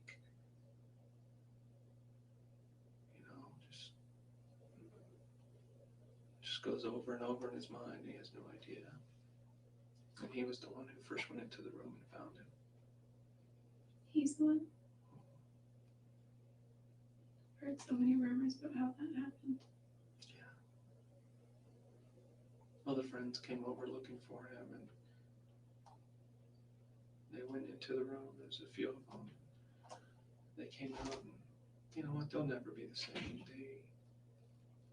When you see something like that, it's difficult, especially when it's somebody you know, somebody you love.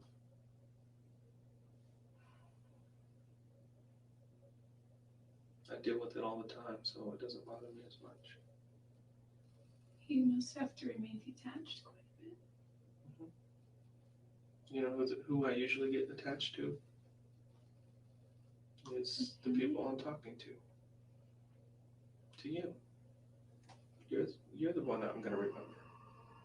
I'll remember him, but I didn't know him. I will remember you.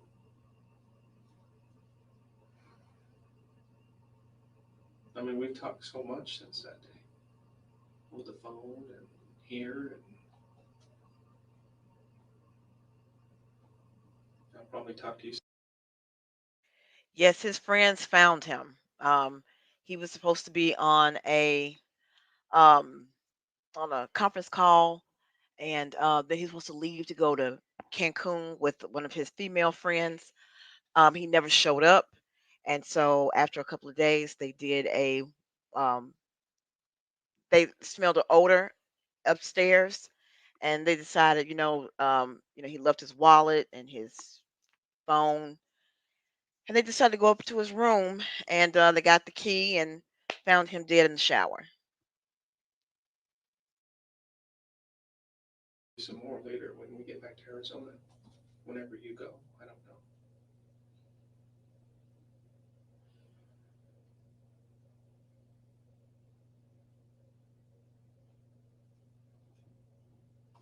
Still haven't hurt anybody. I know.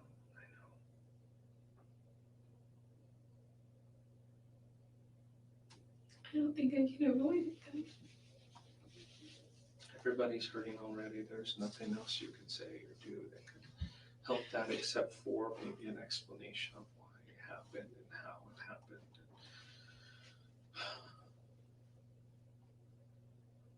It's not my job to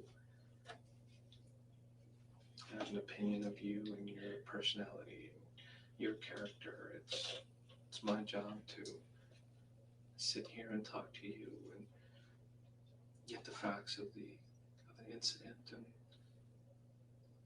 and present those to the court and whoever else needs to know.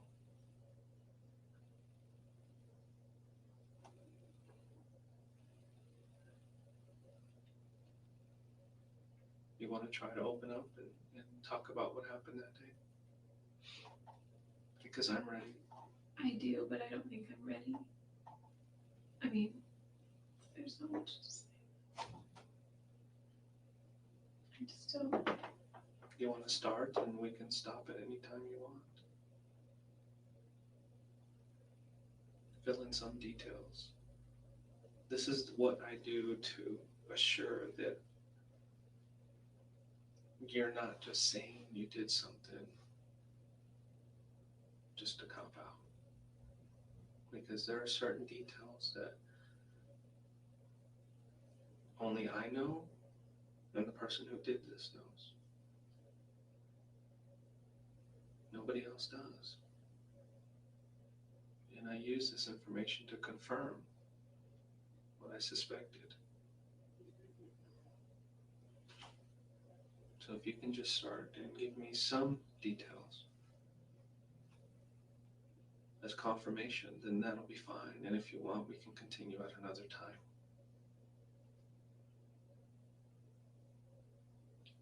He just really wants to. Well, then let's start.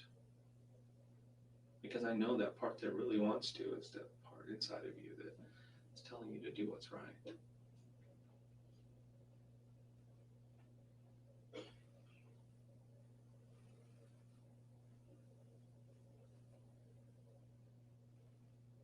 We don't have to go over details, all the details.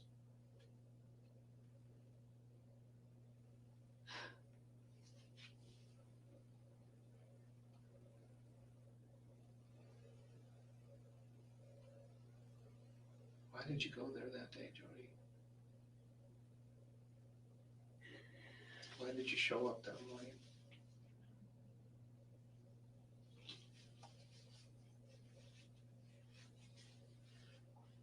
I have questions too. Were you going to try to convince him not to go to Mexico? Were you going to Oh no. try to convince him to go on a trip with you? Or No, he would never not go to Mexico. I would never want him to not go. He was good to see Chichen Itza, and it's on the list of 1,000 places. it's one of the things I want to do in my lifetime. Yeah, it's an important part of our history, both in the church and I guess our heritage. That's where my people come from.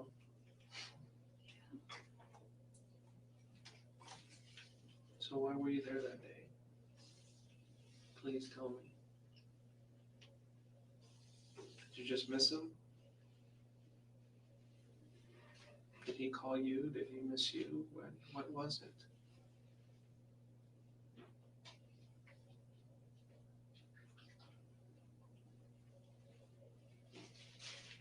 The only other explanation I can think of is that you went there for one purpose. And that's to hurt him. And if that's the case, if that's the truth, then that's what you need to say.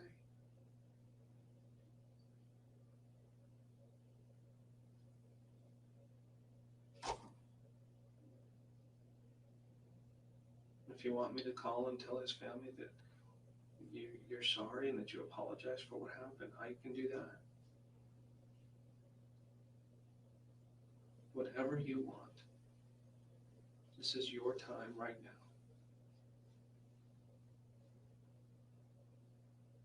I flew up here for a lot of different reasons, and one of them, the main reason, was to sit down with you here and talk to you about what happened. I did it yesterday. And now I'm here today. But the time is limited.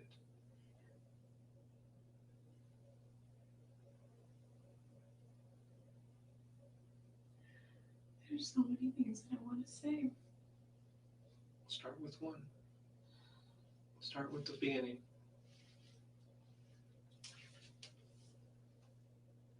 Y'all get ready for these lies. Was it a last minute change from your trip to come down, down to Arizona? I bet you were going through your head. Should I just go or should I just keep going to Utah?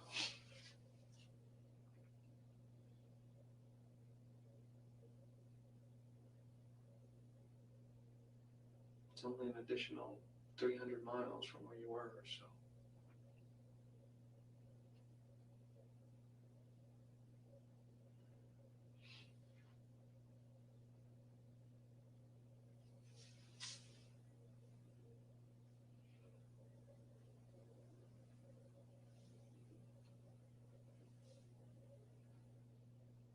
Jodi, your time's running out. I'm not going to be able to talk to you anymore. And I want to. Yeah, she's getting ready to tell the ninja story. Once you get into the system, I'm not going to be able to talk to you anymore.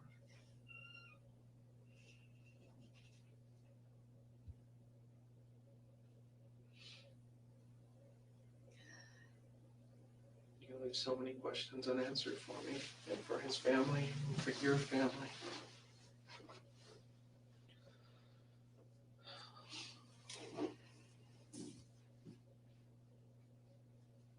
You were there that day, weren't you?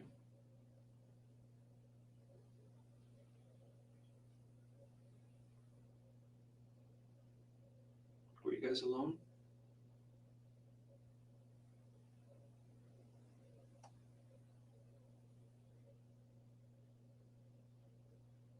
Can you answer that for me?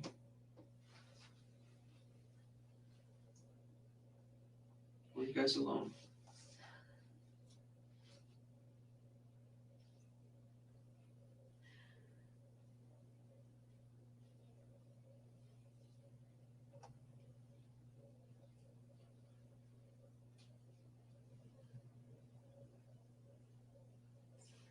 There's so much that I just want Answer that for me.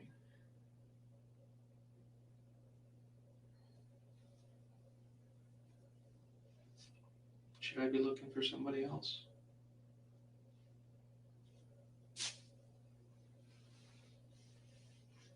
Is there anybody else with you besides you and Travis? Are you protecting somebody else?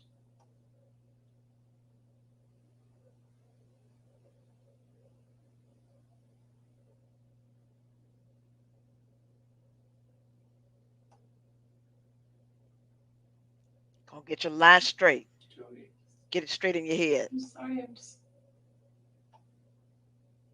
I just don't know what to do. She working out the lie. Trying to just figure I'm right here. I'm right in front of you. This is what you need to focus on right now.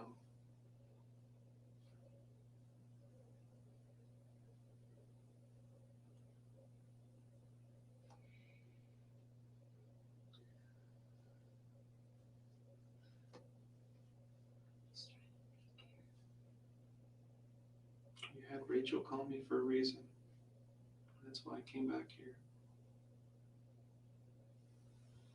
I had her call you about those photos.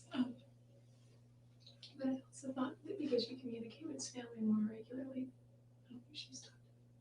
Still want the photos now. Just don't know what to say. They deserve to have some peace. Well, you want me to ask you a question that they've been asking me? Maybe you can answer it. Same question I've been asking you. Was there somebody else with you? That's the number one question that his whole family has been asking. What do I tell them?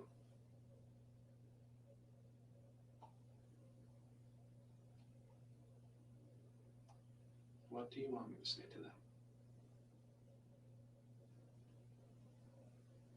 Because the only answer I can give them is, I don't have any evidence to show there was anybody else there. Well, that's another way of saying, I don't know for sure. And that's absolutely true. I don't know if somebody else was there with you.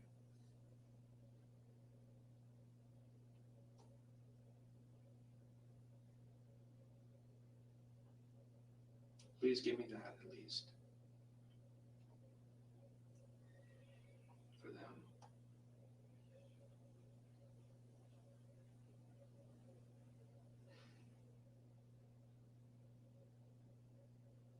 You don't, if there was, you don't have to say a name. It's a simple yes or no.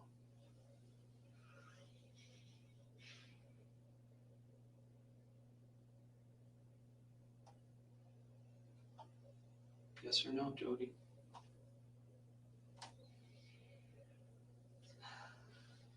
Look at me. Please. They want to know. Was somebody else there with you?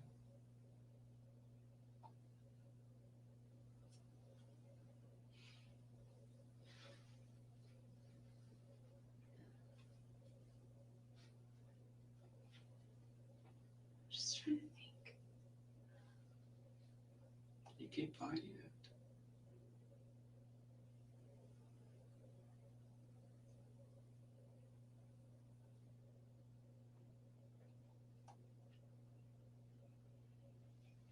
What happened to me today and from here on out,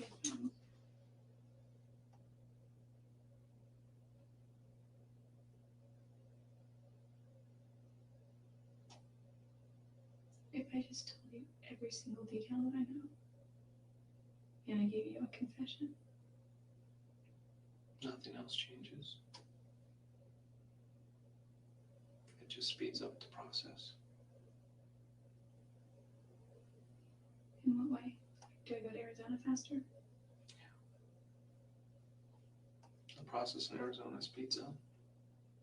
So if I maintain my innocence, then I stay here longer, just in the No, system. you don't really stay here longer. That speeds up the process in Arizona. Like the trial and all that jazz. Do you want to put your family through a trial? That's another question you have to ask yourself. No. Can I do it all without a trial, or does there have to be a trial? It's something that you can discuss with the prosecutor. Oh. And I'm on the phone with him pretty much every day, giving him updates. What's his name? His name is Juan Martinez. And he's the #1 prosecutor in Phoenix.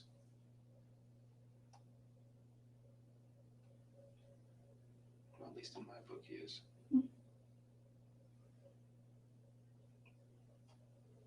Is Phoenix part of Marco? Yes.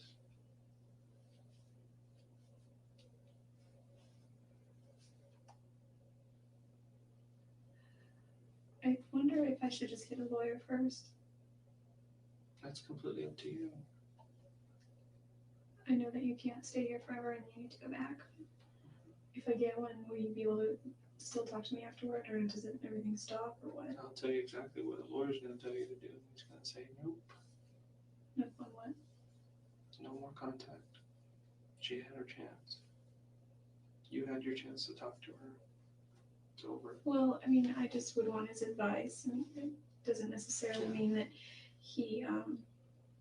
that I'm going to take his advice, nor does it mean that, That's completely up to you. sitting in a cell somewhere not I saying anything can't- is going to help. I can't advise you either way. But what I can advise you on is the truth. The details of the case that you have in your head that you can give me will allow me to verify the information that I have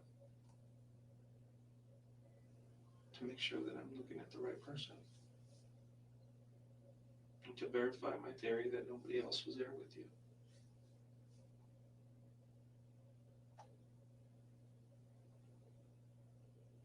It's like I said yesterday, there is no doubt in my mind what happened there that day. A couple of details that I don't have. How it started and why it started.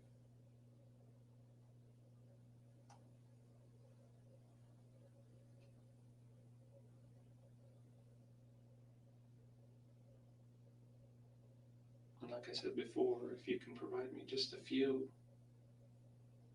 that I can at least relay to the family, that would be fine with me. If you don't want to give all the details, we don't have to go through all the details.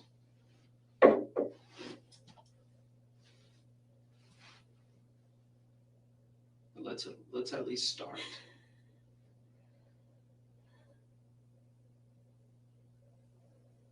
Let's start right here, right now.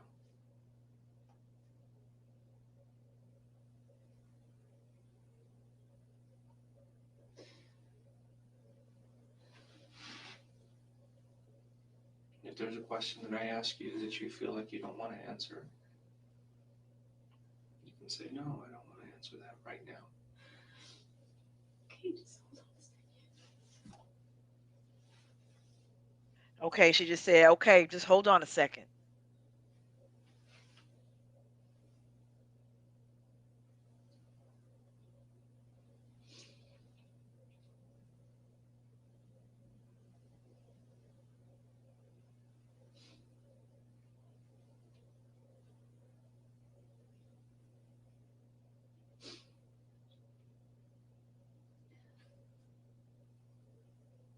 Do you want to move forward or no? Yes, I do. You do? I do, but Well, let's do it. I'm just, I'm here. I know, I'm not trying to stall, I'm not trying to waste your time. I know you're not trying to stop. It's I know it's difficult for you. Difficult for anybody sitting in your shoes right now.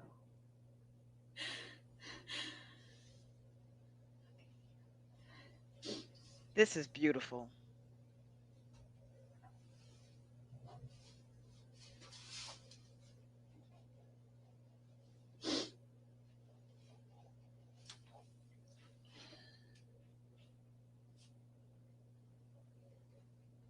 Welcome to manipulation.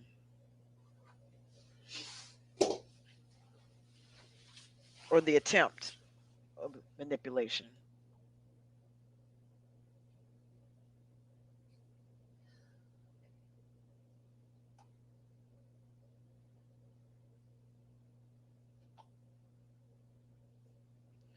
You decide. Okay, she's picking on her lie. She's getting it set up in her mind. The wheels are turning.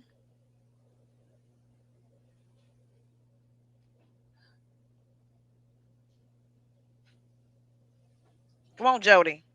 I don't want to push you.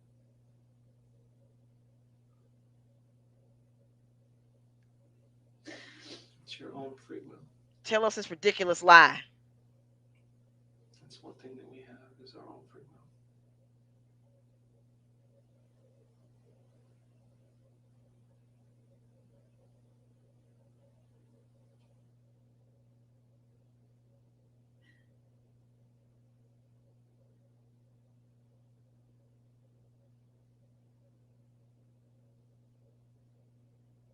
I don't have the patience to be a detective. I would have thrown that tape recorder at her.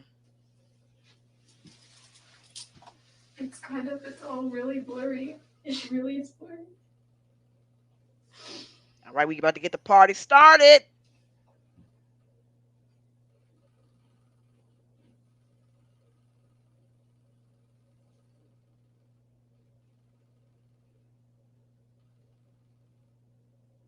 What went through your mind after it happened?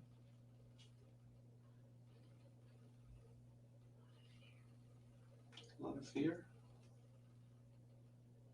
What did you think when you were driving away? Scared.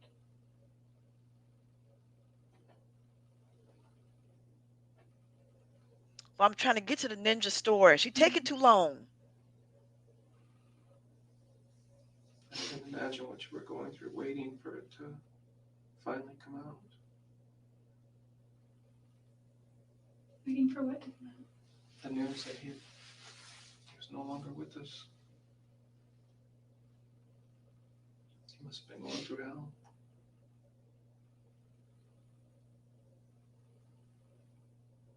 Every day that went by, what were you thinking?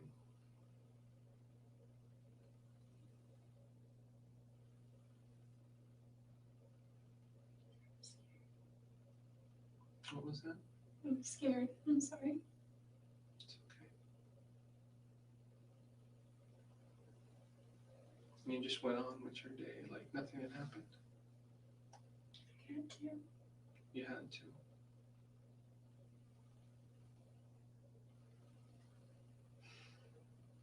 Did you tell anybody what had happened?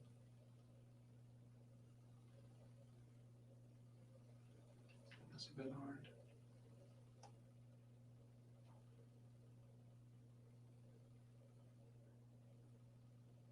It's all a blur. Can I please see those photos? As soon as I get back.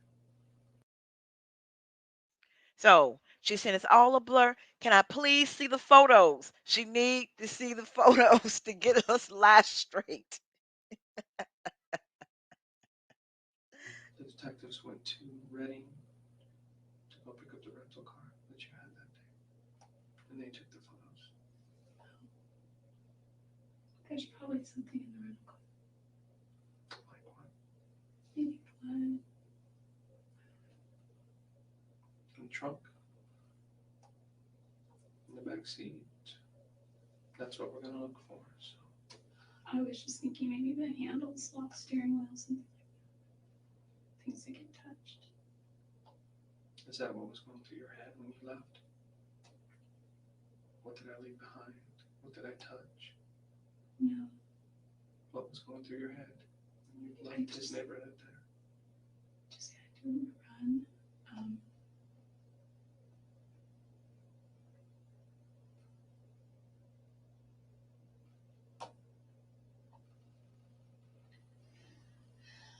A little bit of a survival instinct, but it was mostly just Just run. fear.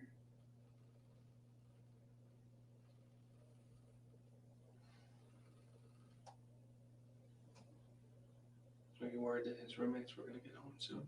I was Did you even think about that?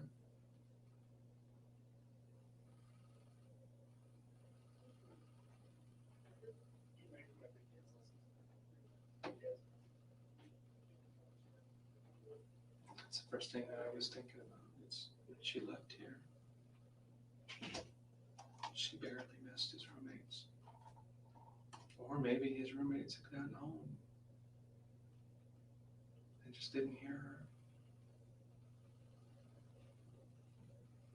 Did they hear anybody at all in the house? They saw things which were unusual. Like what? They saw his CTR ring and his watch on the kitchen counter, and they thought that was odd. He never leaves town without those. No, he always leaves those there, but unless he's leaving, then he takes those things and puts them on. There were clues here and there, but they just went on with their day like nothing had happened, without even asking questions. They knew that he was going on a trip, but they didn't know what day. That's He what was took supposed to leave on Tuesday. Tuesday, that following week. That's right.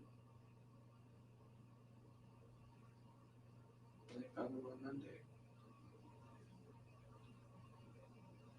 But all those little things that they talked about now, Zach is killing himself. He's like, I don't know how I did not see this. Why didn't I just go check on him? Why didn't I just follow my instinct and go look?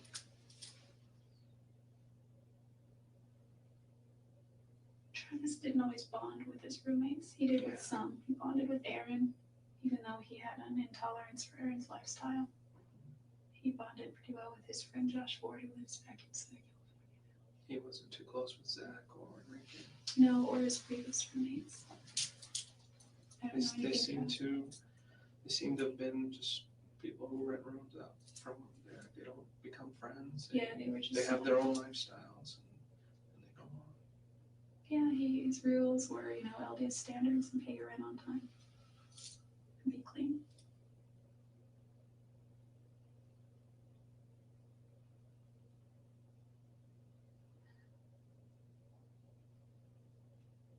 What time did you leave there that day?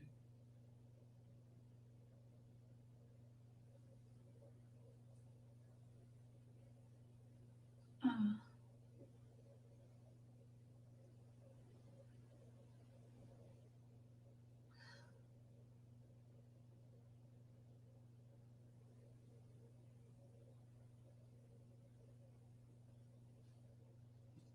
You don't remember?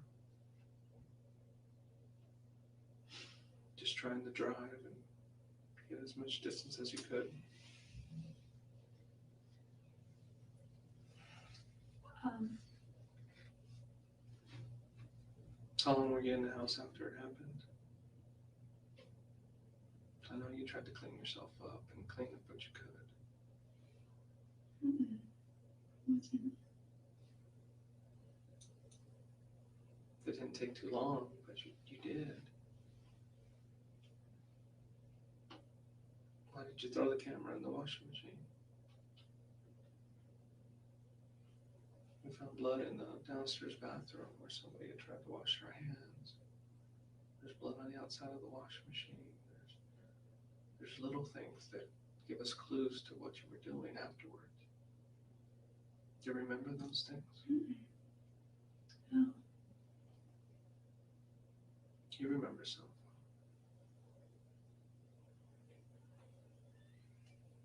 What was your intention of going there that day?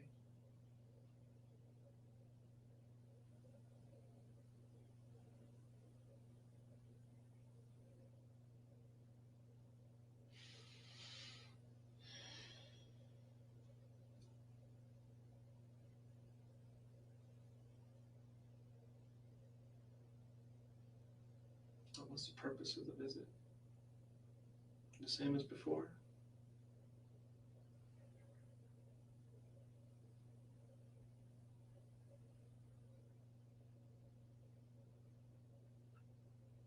Just starting to remember. I'm just trying to remember that week. That whole week. And the week prior had a lot to do with it. The weekend or the Friday night prior, I think. Did you have plans on going down there? Or I know you said he had called and wanted you to come down. At what point did you decide, okay, I'm going? He always was like not, I don't want to say meddling, but he was always like more concerned than I felt he needed to be about my finances. And he's like, well, how can you make a road trip when you're this, that, and that, you know? Well, he expected everyone to be like he is. He did. He really did. He expected that, hey, if you go on a road trip, you better be thinking about this and that. There were so many times where I just threw my responsibilities to the wind and went on road trips with him because I am a little irresponsible when it comes to that. It's not just because it was with him, it's because it was the traveling. And, you know. When he leaves, he usually makes sure everything is planned out.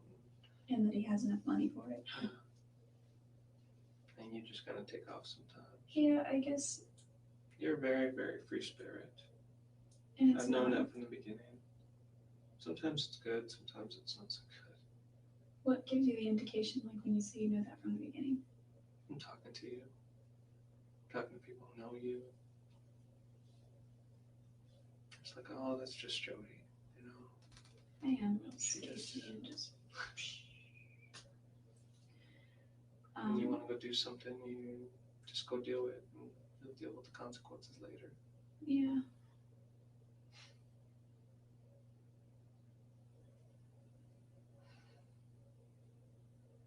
When did you decide to go visit him?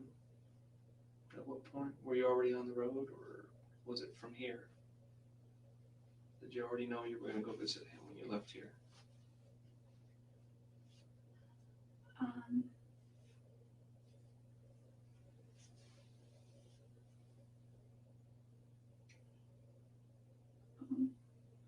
I've done that before.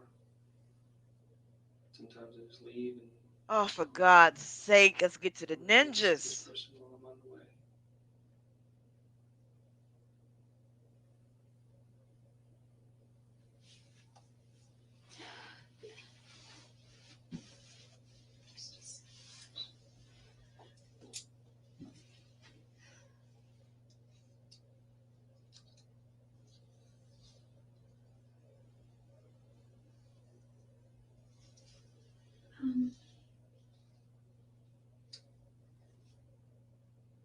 You know, go ahead. Did you see any of his roommates' cars out in the driveway when you left?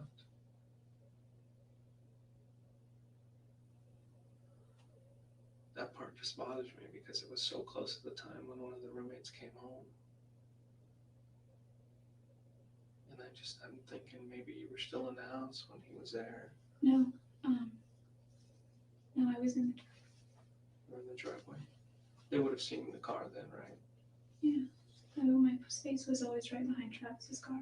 And he parked in it's a 3-car garage and he took the middle space. And one of his The roommates Prius. Yeah, the Prius or his BMW before that. And then there was like a smaller little space, but it was enough for a car. But it was always jammed with junk from Yeah, his I saw roommates. that. He was very much, he didn't save stuff, you know. Yeah.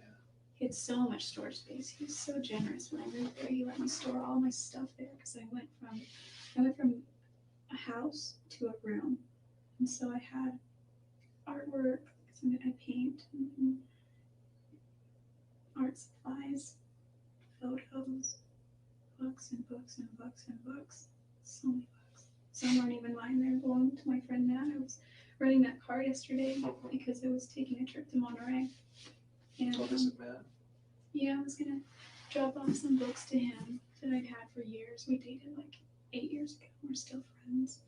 So Love how her demeanor has changed again. Just like she just shifts personalities every couple of minutes. all of his books that somehow I ended up keeping, and some were mine, some more like esoteric and spiritual kind of books that I'm probably never going to read now because they're just so out there. I'm sure they'll get those back to him. And then some photos also too. Daryl, who was another guy I dated after Matt that we bought a house together. And kitchen supplies. Daryl paid for so much when he was there. He footed the bill with Costco, so I had they said that they took knives out of my car. I don't even know who they are, you know. They're Daryl's. I mean, they've been in storage for years, just collecting It's dust. good to know that there is. Yeah, no, they were all just. One might have been mine, but like I think they were Daryl's. And so there's those and a bunch of kitchen supplies. some pictures of him and his son mostly. And we used to go to 49er games all the time, just camping trips. So the car you'd driven there was the rental car, Yeah. the Ford Focus. Oh. That's the car I they're gonna thought go you- pick up, Ford Focus. Oh. I know they were gonna rent you another car, but then something happened with that first car. Either you didn't like it, or I don't know, Oh, it was red, and I thought, because I always hear that you don't drive a red car, because I would never buy a red car, and it was fine. It was a Ford Focus too. And you got the other car instead. I was The like, do white you one. have one with a more neutral color? Because red is like you always get pulled over and you get tickets. No, I don't know if that's true. It's just It's something not I've been true. told since. It's just there's a lot of people who have red cars who like to go fast. It's a personality thing. It's not because of the car color. And I just, for me, it's a psychological thing. It's more noticeable, and it's like, a red flag with a bull kind of thing. I know Travis doesn't lock his doors when he's home. Was the door open when you got there? Or did you have to go through the garage? Or how did you get inside? Did you knock?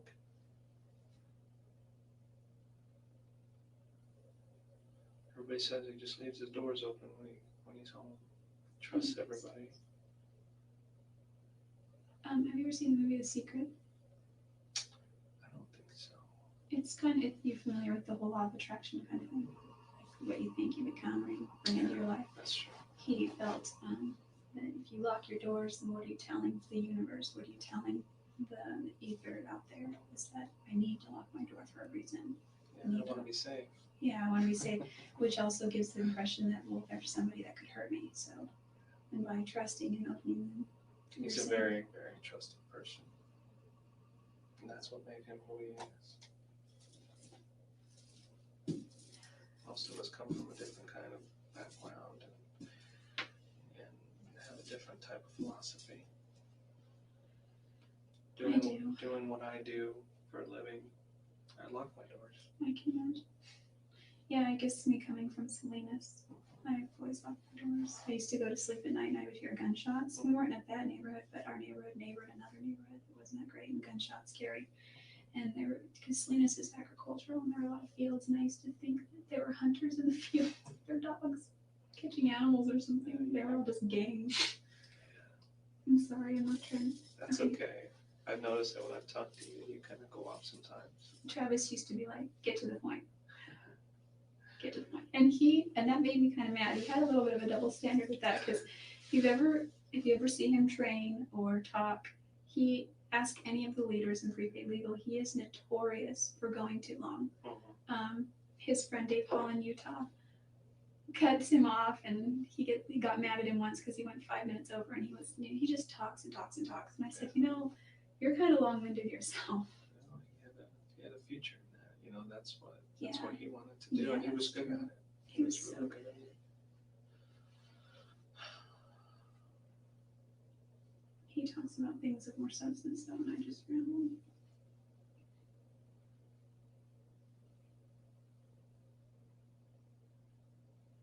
So was the door unlocked when you got there?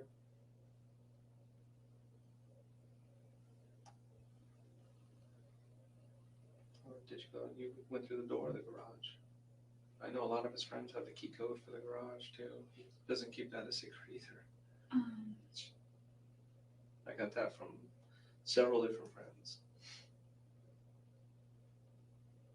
Yeah, 0817.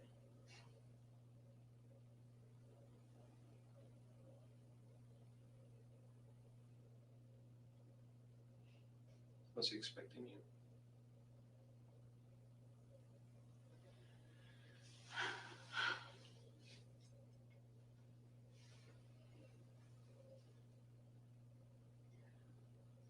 Yes.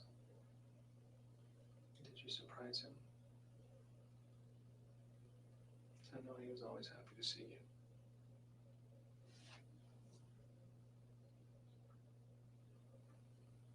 What you guys had was not wrong, Jodi.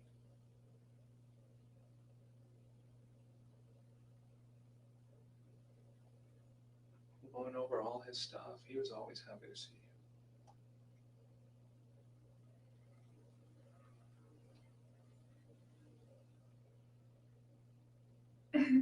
He told me this time when, because I was in his ward boundaries, so one of my roommates went to his church, and they were doing some church activity and Travis was getting a ride.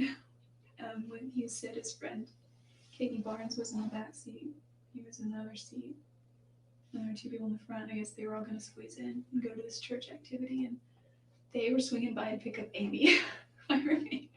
And I wasn't there, I don't think. I was at work or something. But he said he wasn't doing much. He must have been on his phone or something, texting. But he said they parked and he looked up. It was my house. He's like, "What are we doing here?" And he freaked out. I started laughing so hard when he told me that story. And they're like, "We're getting Amy. She's going with us." "Oh, okay." And he just kind of sat there, twiddled his thumbs, and then we got Amy and she left. This is after you guys broke up. Oh, yeah, because by the time I lived in Yeah, that house, that's we were right. together. It was just, I think it just weirded him out. I don't know what reminded me of that just now. You said something. He was happy to see you. Yeah, I don't think he would have probably been, it would have been awkward, I think, then. Because we kept, You guys had a different kind of relationship. You guys were happy to see each other, but for some reason he couldn't outwardly show it in public. he was afraid of his image, and to him his image was everything. he told me on several occasions that it saddened him and it bothered him. He had two friends in particular that gave him a very hard time about our friendship, and that was Chris and Sky. But I think they did it out of concern for his future, his marital status. By him and I continuing that, we were both just postponing what we should be focusing on instead. But you're living life. Life is what you make of it. It's not set in stone.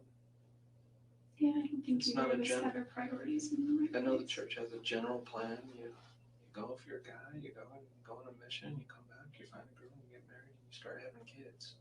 And you start contributing to society and to your church. Yeah, that's really not bad. And you came into something. I don't know whether you came in with both feet, you still had 1 foot out, but it's a whole different society in that church. It's an all It or is. nothing. It is, and I think that's just because the church actually And that's what people lives struggle their with. standards. They have the utmost standards, and you look around, and there's not one person in that church, in those pews, who doesn't need to be there. If they were perfect, they wouldn't have to go. And sometimes I think it's a facade. I know. Travis kept trying to live up to those standards, but he's a human being, and both of you are mortal, and you have free will, and that's that.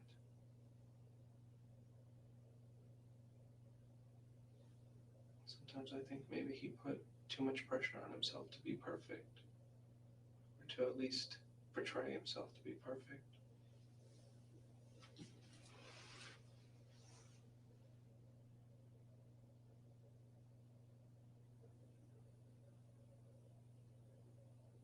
And that's maybe why something like this happens.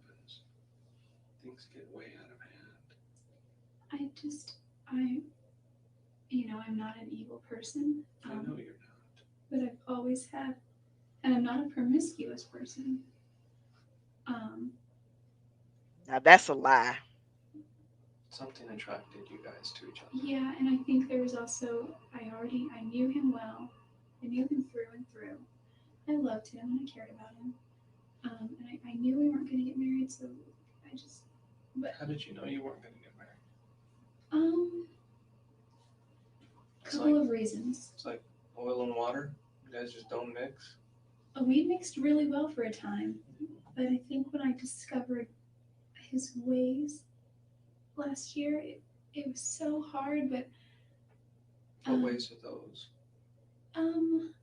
he didn't seem like husband material, but it didn't mean that he wouldn't be in the future. It just meant that something that Chris and Sky said to me back in January of 2007 really stuck. And they said, "Do you want to be like Deanna and wait 6 years?" Yeah. They made jokes saying, if you wait 6 years, you can get free breast implants. Because he bought her breast implants at one point. And they're like, and then he'll really do it, Just all these things. And I was like, what? Why would they say these? Anyway, that one part stuck, though. And And I felt that, women have, not all women, not Mimi and not certain other women, but most women just fall all over themselves for Travis because he's nice and he seems like the whole package. I think Mimi kind of saw through everything. There's some people out there that can see through stuff. I kind of did too. Like I had never been pursued by a person like that. But at the same time, I'd like to say like maybe saw through this, but I saw beneath that and through that. Like he wrote that thing on his blog, The Gold from Within. And I really did see, like inside, he was an amazing person. He was a good person. He was a generous person. He gave so much. And Well, maybe you chose to actually look past that first level. Somebody like Mimi looks past that first level and sees that's something I don't like already, and I'm not going to look any further. You, on the other she hand, spends a lot of time at the temple, so I think that I've never been endowed. I've never been through the temple, but from what I understand, I think that it's such a sacred place, and meditating there and being there will help to give you further insight about where just you as a person are supposed to make a move on a certain decision in your life. So maybe it just wasn't for her. That's true.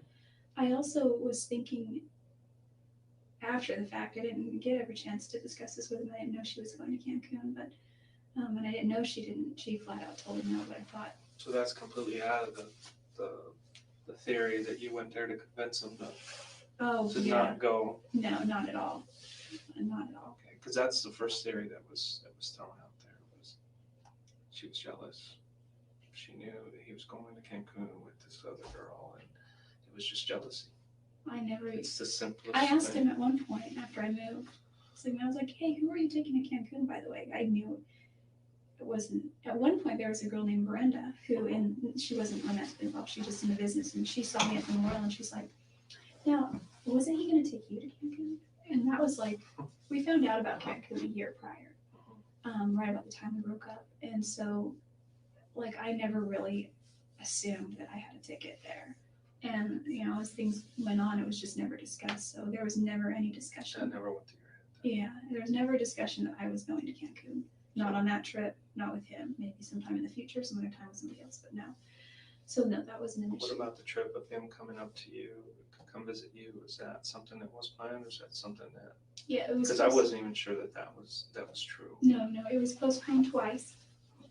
He was gonna maybe come up and I kind of like was hoping he would come by May 24th, because I was singing the national anthem at the races, and I thought it's part of one of my goals for this year. Was one of my fears to overcome was being in front of a large crowd or public speaking. You have anxiety with crowds. Yeah, there were 3 fears. One was handguns, which is one of the reasons I got a gun. There was a CHP here in town that said he would take me out and go target practicing. And I went to the sporting goods store several times to see what he had, and they were all in the $500 or $600 range for the kind that I wanted. So they were too expensive. But then there was this one; it was cheap. It was like $100 and something. And I said, "All right, let's do it." So I put my money down and got my little 10-day background check and all that. So, and then I got it, and I was happy, And the third one was skydiving. So I was going to do that sometime this year. But he wasn't able to make it up for the. He was scared to tell me that too. He's like, I know you get really upset. Was he scared? Not scared, I'm hesitant. He didn't want you to be upset. He didn't want to hurt my feelings. He told me that. He was on the phone in early May because I had known about that I was going to sing 8 weeks prior, about 8 weeks prior. Yeah, because I had approached the guy at the state down by the Purple Plum, which is one of the middle exits there. He works at the gas station area. I ate there this morning. Oh, really? It's pretty good food. He used to work there, didn't you? Yeah, they're good people. I went to go eat there, and I couldn't get it out of my mind. Jodi used to work here. Constantly thinking about it because of this. It was a good place to be. I worked there twice actually when I was 18. My dad closed his restaurant when I was 16 or 17, and that's when I was the server there. Oh, who Being a server in a cares? restaurant is probably one of the best positions because you tend to make a little more money than the other positions. It's all contingent, but generally it works out in your favor. You've got that kind of personality. People want to tip you. Yes. So when he didn't come up, was there an issue with that? Did you guys talk about that? Well, he said he put it so delicately that I couldn't be mad. I was sad, but wasn't mad or anything. And he said, he's like, I'm just not sure. He said, there's a lot of stress going on. There's a lot of things right now, with this and just that stuff going on. And he's like, I've been hesitating to tell you, but it looks like I might not be able to make it up there to watch you sing. And I've been scared to tell you that. And I was like, oh, he says it, and he taught me. She's talking about a whole lot of He says it in a nothing. way to disarm you first. A whole To lot where of you're nothing. just like, well, oh no, reverse psychology sort of. So he said that, and I could tell that he really was concerned that he would hurt my feelings. Is that when you decided to, or he decided to invite you out? No, not at all. Because he didn't invite me up till he found out I was going on a road trip. But then he's like, but he's all definitely the first week of June. He's all probably before I go to Cancun. And so What? I'm trying to get to the as that week got ninjas. closer, I don't care about any of this. and we spent the day there, and It's okay. All right, finally. Travis, if you're going to see Ryan as well. What are you laughing at? And did Travis know you were coming? Shoot. He knew? I saw you kind of shake your head a little bit at him. this is hard. It's Okay, finally. Did he know you were coming? Oh, Did you guys talk on the phone?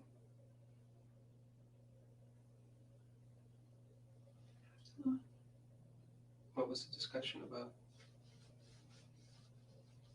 Gordon Hinckley mostly.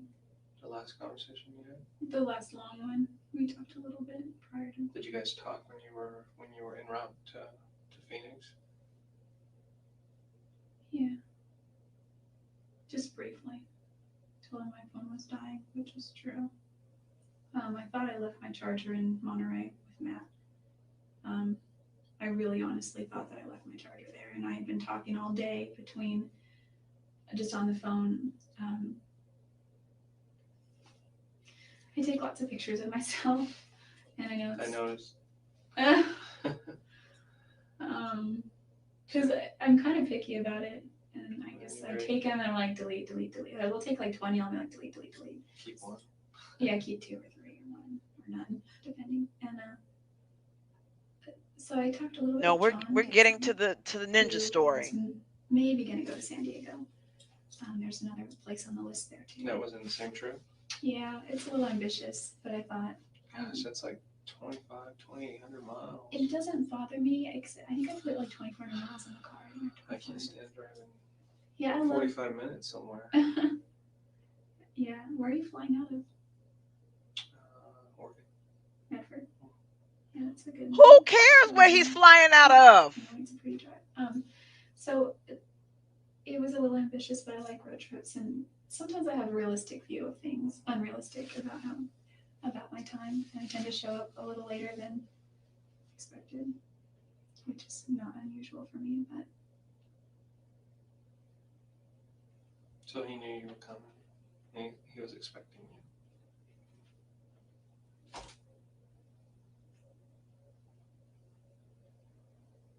Now, obviously, you guys had, a little encounter.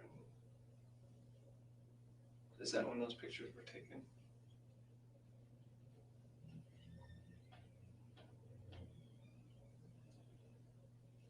Did he even show you those pictures?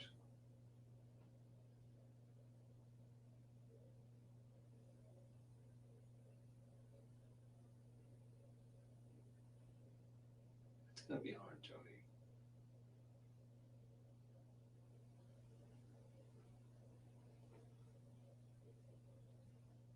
I feel really powerless in here. Do you know what my family is doing today? Do you know if they're good? I haven't talked to them today. I know they're worried about you. Everybody's just kind of in limbo right now.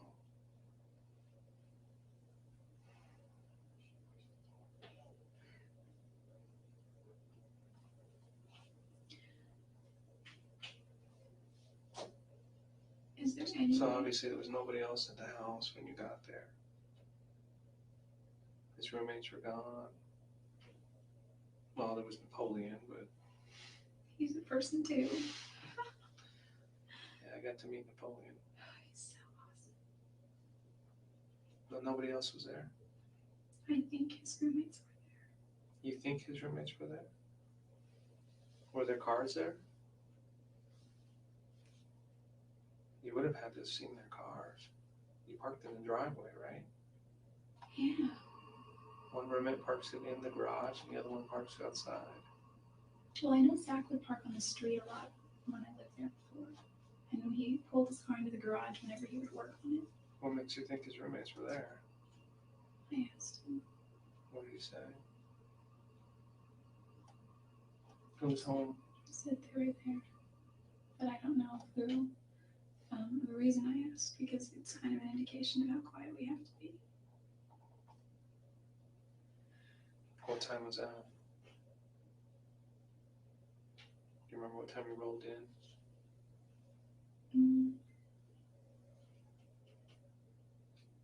3 o'clock a.m. Still dark, Wednesday morning? I think. Yeah, that makes sense.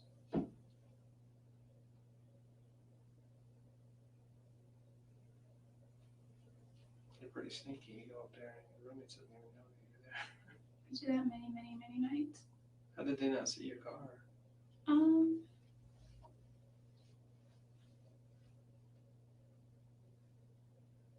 I don't know. I was parked. Oh, you know what? Zach was house sitting for his girlfriend. His girlfriend was on a trip with, was on a cruise with her parents, and he was staying the night at, I think he stayed the night at, That makes sense because I want to say that his roommate, he said his roommate was home, but I don't remember, but I think he said one roommate one was home. roommate. Yes, Enrique, he gets up about and 5:30, if I'm 6 o'clock correct, in then the morning. Enrique has the room that shares the wall with Travis's room. Which is like, Yes, and you know, it's a KV home. Travis always says the walls are really, really thin. yes. They skimp on that part. Yeah, so Enrique was home, so he went about 2 or 3 in the morning. But he gets up about 6, and no, he leaves the house about 6 in the morning. And he didn't notice anything different.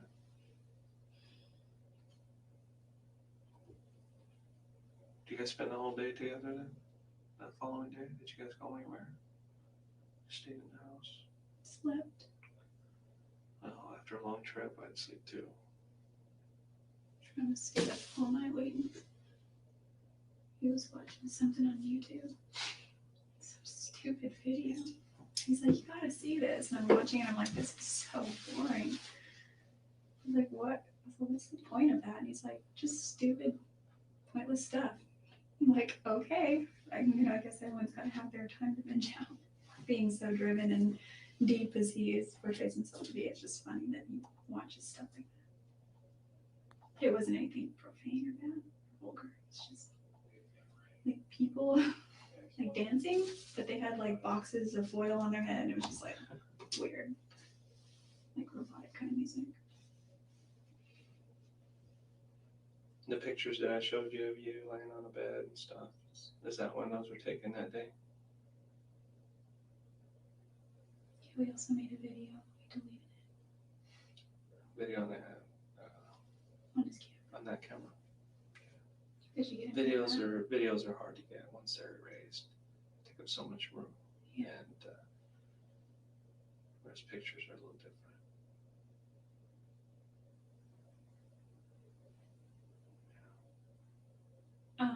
What happened after that? What went wrong? I know that the last photos of him were taken about 5:20, 5:30.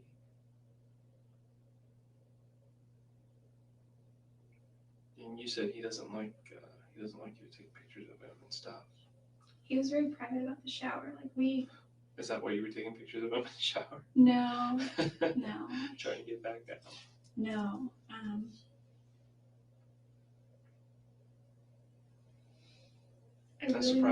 surprised he allowed you to take pictures of him in the shower. The first few looked like he wasn't too comfortable, but Obviously, whatever you were saying to him made him a little more comfortable. I mean, it's clear. You remember that?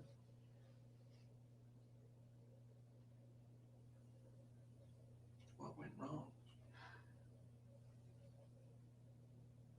Did he say something to you? Were you angry about something? Were you frustrated? What was it?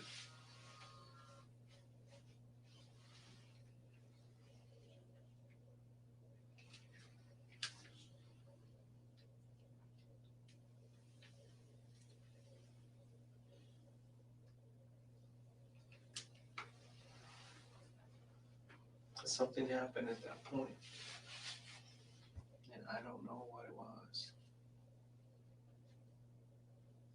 What are they going to do with the rental car? Are they going to bring it here? You should go deflecting again.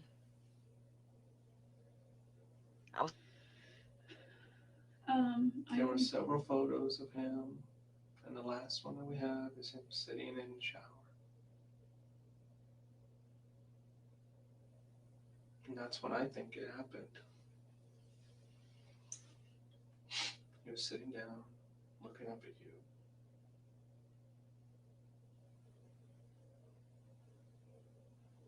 What did you do?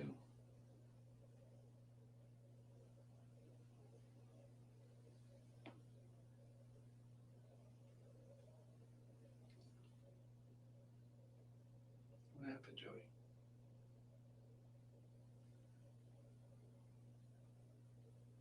We've gone this far.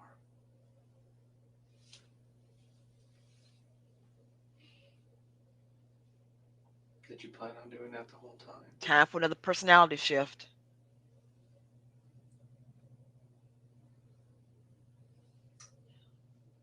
Then why?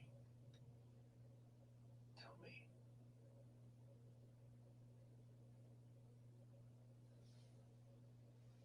I don't believe you planned it. But then I don't understand why. Why you took a gun with you? Oh, I didn't. Where does that come from then? Where did you get it? Everybody says he didn't have one.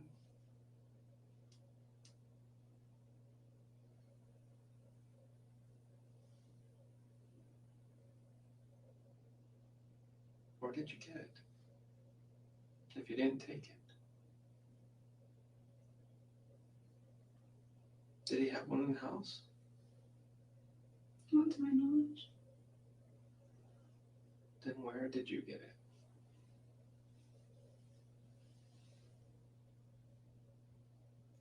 Come on, stop nervous Did twitching. you bring it with you? Get to the lie.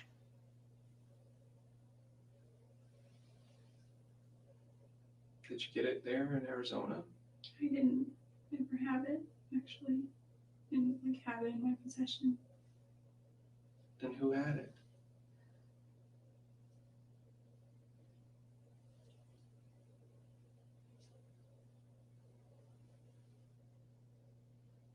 If you had it and Travis didn't have it, then who had it?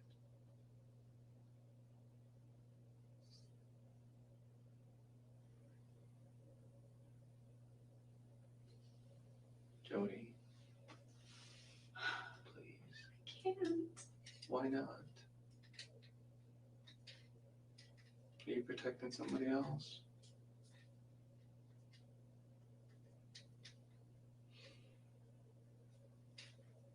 Why would somebody else do this?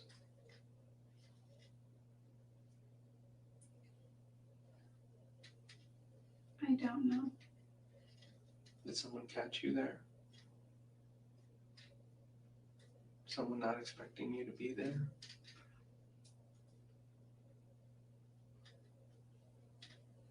I would have seen my car. Then who was it?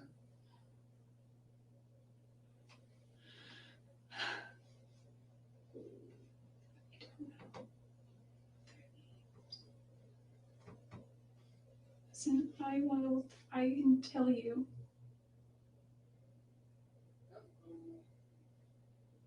tell you everything that I know or that I remember. Here it comes. Here it comes. What do you remember? From the time you were taking the pictures to the time you left. What happened?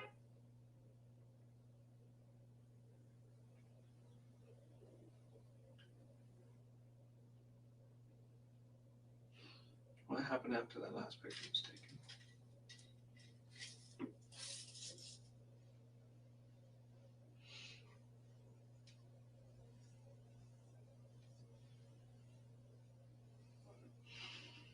You have to tell me.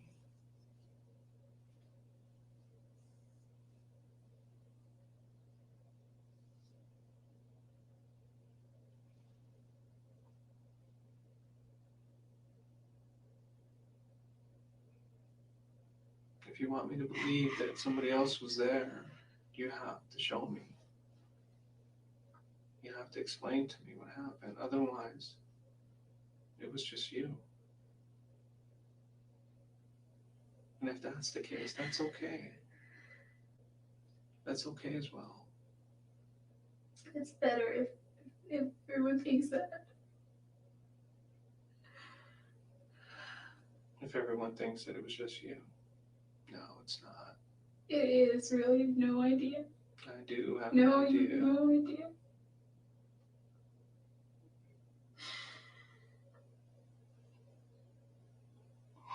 You're going through your own things right now. If somebody else was there with you, we need to know that. Why would somebody do that? Just because you're there with Travis? He didn't say. Hmm? He didn't say. He didn't say? They. They go the they.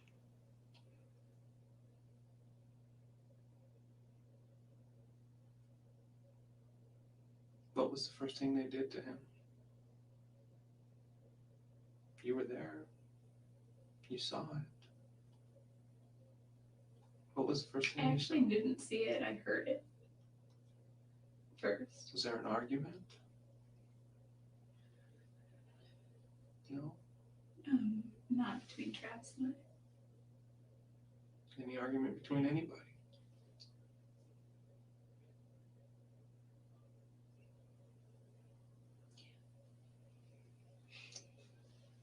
Is there any way I can see those pictures? Again, ask for the pictures. No, not right now. Can I see them soon? I will. You need to start letting me know what happened. Okay. You're telling me that some other people were there. You know how much that concerns me.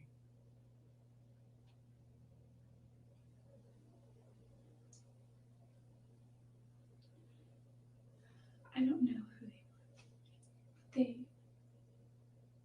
They know where I live. Mm-hmm. Or they know where my parents are. Or I don't know if they know where my grandparents are, but they got my address.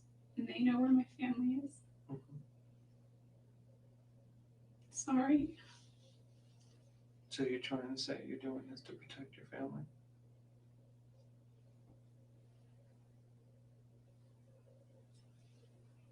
Why would someone do this to you and to him? I don't think they really intended to do anything to me. You're saying somebody followed you all the way to Arizona from here? No, I don't think. I think I was an element of surprise for them. You were an element of surprise? So they didn't expect I'm you guessing. to be there? I don't think so. They didn't expect you to be there. I mean, they had to see my car. Is it someone who lives in Mesa local? I didn't recognize them yet. Well, you have to give me a motive. Why would they do this? Were they going after Travis? For what reason? You tell me this, but you give me no reason. They didn't discuss much. They just argued About what? about whether or not to kill me For what reason? because I'm a witness. A witness of what? Him. With Travis. Travis. Yeah, but I didn't really witness it. Didn't see much. I just Oh, You need to make this believable because it is not believable to me right now. You need to give me something. okay. I just listen. I am listening, Yeah, Jodi. I know, I I am know. listening, I'm and just it doesn't saying- make any sense to me. It's fine because my family will. Well, help us protect your family. If that's the case. They got my driver's license. It has a PO box on it, Mm-hmm.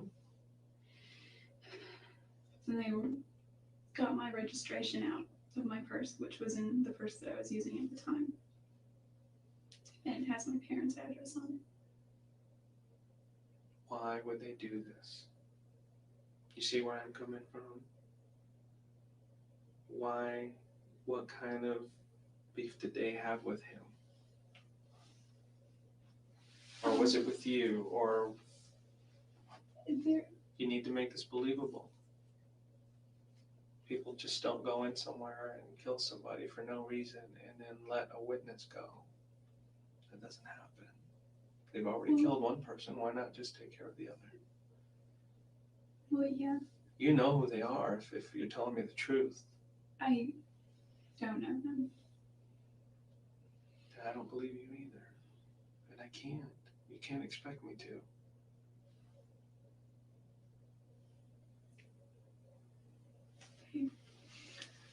Here's what I happened. want to. I wasn't planning on going to Travis's house. I was going to go to Santa Cruz. Well, I wasn't even planning to go to Santa Cruz. I was going to go to Monterey, but by the time I called Matt, he's like, we're in Santa Cruz, meet us here. And I said, okay. So I went to the Red Room there, just to kind of hang out for the locals. So many younger kids our age, sort of 20-somethings and 30-somethings. And I stayed the night in Monterey that night. Got up the next morning and visited with Daryl and his son before he went to school. Drove, this was Tuesday, the 3rd, How are we back on here? and driving to LA. Hadn't heard back from Laura yet, but that's what it was. It wasn't until I got to LA where I thought, I was looking at my map, and Utah wasn't really on there, but I mean Arizona, but because it was to Utah, the MapQuest directions I printed. Okay, I just see, like, I've seen The Sopranos, and they're not mafia or anything, but, you know, I honestly, there's a part of me inside that thinks they're never going to come after my family. Well, from what you're telling me and from what I know about Travis and all his dealings, there's no reason anybody would go after him. Nothing. So what you're telling me about 2 people coming in, or however many people coming in and taking care of him and letting you go, is just so far-fetched. I can't believe it. Why would they do this to him? What were they arguing about? What did they say? Their details. They didn't say a lot. They were white Americans from what I could tell. They had, what do you call those things? They're like beanies, but they cover your whole face. And you've got like holes for your nose and in your mouth, in your eyes. And one was black. I think they were both black, or maybe dark blue or something. Anyway, it wasn't until I was in LA and Laura wasn't getting back to me, and it was already like 9-something. I was like, maybe I will just go see Travis briefly. And I called Ryan and said, my phone was about to die. And I tried getting hold of Matt. I got his voicemail. I was going to ask him if my charger was there and if he could save it or mail it or something. So I had a wall charger, I think, and I was just going to charge it later, I guess, when I got somewhere. Anyway, I did call Travis and I said, guess what? And he said, what? I said, I'm coming to Arizona tonight. And there was silence, and he goes, really? And I said, yeah. Well, what made you change your mind? And I just said, because I think I just told him I missed him or something. But I would have said, because you're too compelling, but like, he's He's already got a big enough head and that stuff. So I showed up and he was watching YouTube on his computer, on his laptop in the office.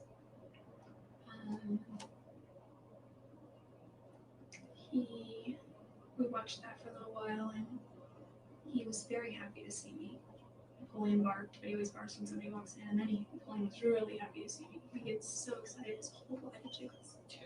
And I just do this thing to his butt where you just kind of push him on the side, and he goes around in circles over and over and over until he realizes, hey, stop putting me in circles. So it was a good reunion. And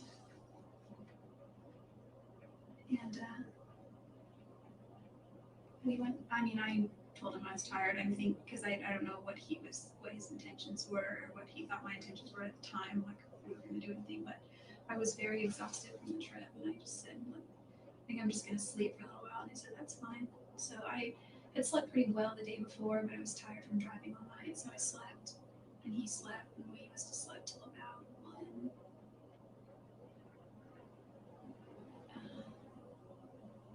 In the afternoon? Must have been around then.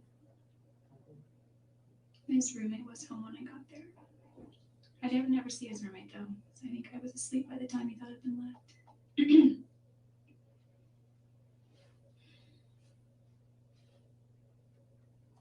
Okay, if you don't believe me, that's okay. I'm trying to. I'm just saying really that, hard. it sounds to me like I'm already in the system, pretty far in. I'm not getting out anytime soon. And as long as the rap falls on me, I think that It's not good. Don't do this. No, I'm just saying, I think that as long as that is, there's less of a chance that my little brother is going to be hurt, or my mom, or my dad, or my sister that live there. Okay, we'll continue with the story. Anyway. About 1 o'clock. Yeah, we had sex a couple of times. Once was in his bed, and once was again downstairs in his office. And I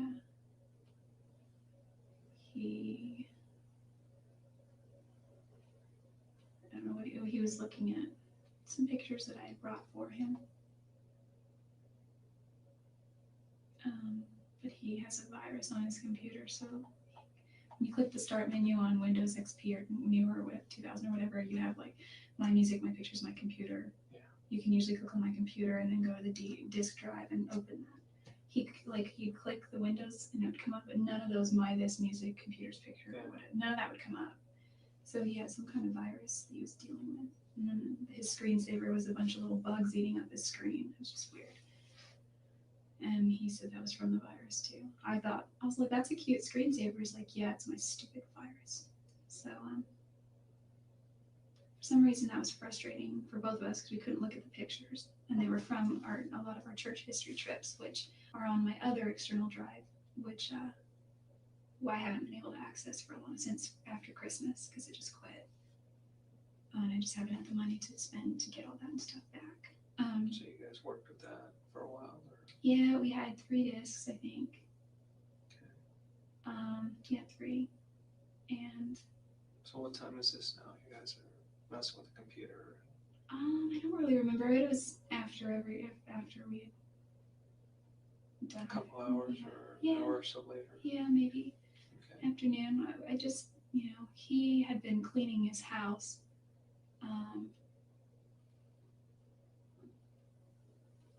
So I wasn't sitting on the couch. Usually I would just chill on the couch downstairs, if no one was home.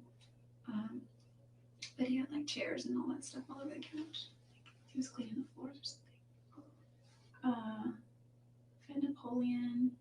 I don't know if he made phone calls or not, or what he was doing on the internet, but at one point he was going to go up and take a shower, and it took a lot of convincing prior when he was shaving. Mm-hmm. I was like, I got some ideas, and they didn't turn out good at all, not like I wanted to. But I thought that I could get some cool pictures of him shaving. It's because he does the whole old-fashioned thing with like this little, I don't know how it works. He liked it though, apparently, because he used it for his profile picture on MySpace. So those didn't turn out as good. I was going to do that again later, but I asked him if I could do pictures of him in the shower, and he's like, no. I was like, I just have an idea. I have a couple ideas. He's like, well, what do you mean? And I said, I have this, I saw this thing in a Calvin Klein ad once that looked really good. And so he was, you're right, he wasn't very comfortable at first. He's standing there and he's all, I feel gay. He has that look on his face though. So some I deleted and some I kept taking. And some he looked really good, I thought. The one that you showed me yesterday of him looking right at you, I think that's a great picture. He hates it. I don't know what he hates about that. I think it's a very good picture. So you were taking pictures and showing them? Yeah. He's all, let me see. I'm showing. His shower door was open, and his water pressure in that shower isn't that great, so it's not like water was going everywhere. What happened when the last picture was taken?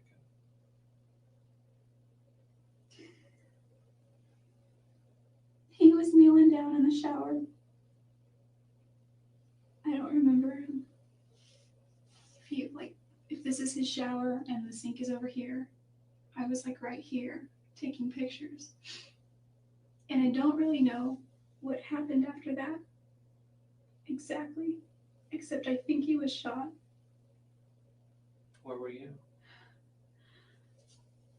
If this is his shower and he's sitting here, I was like, well, if this is his shower and he's sitting here, I was like right here on my knees, and his bathtub was right here, and I was taking him here, and I was just going through the pictures, and I heard this loud ring.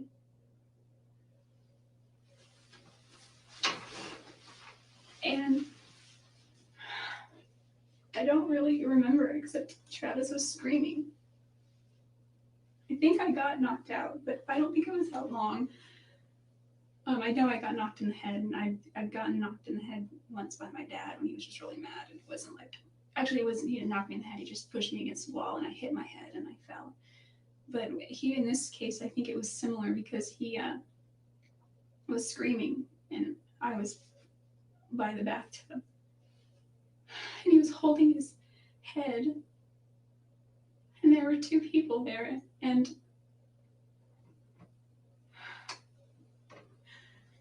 What'd you say?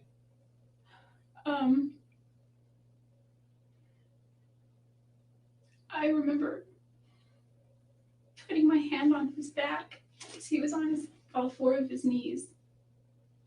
He was like All on his four of knees his like knees. this, doing something like this or something like, I don't know. And I was like, are you okay? What's going on? What's going on? He's like, go get help. Go get help. And I said, okay. And I turned around. There were two people there. One was a guy and one was a girl. I couldn't tell that at first, but you could just see one was a girl, and I assumed the other was a guy because their build, and then their voices. I remember if they were wearing like maybe jeans. What did they say? One was in all black, one was in jeans. Did they say anything? Yeah, the girl wanted to kill me too. What did she say? She's like, What words did you hear? What phrases? who is that? Who is that? I thought he was by himself or alone or something, and he was like, shut up, just finish it. And Travis was screaming the whole time. He wasn't screaming like a girl, he was just like he was in pain, like he was like shocked, like, oh, you know. He wasn't really moving though, he was just staying kind of still on the floor. Then what happened? Well, as soon as he said go get help, and I turned around and they were there, and Where were they? they were in the bathroom. Where at the bathroom? Not in The the hallway girl or in the was- bathroom? The girl was in the hallway, kind of. And the guy was more toward in the bedroom, but like still in the bathroom, like on the tile carpet area right there where it starts. Okay. And he started coming in toward the bathroom too, and I What'd you do? it was What happened?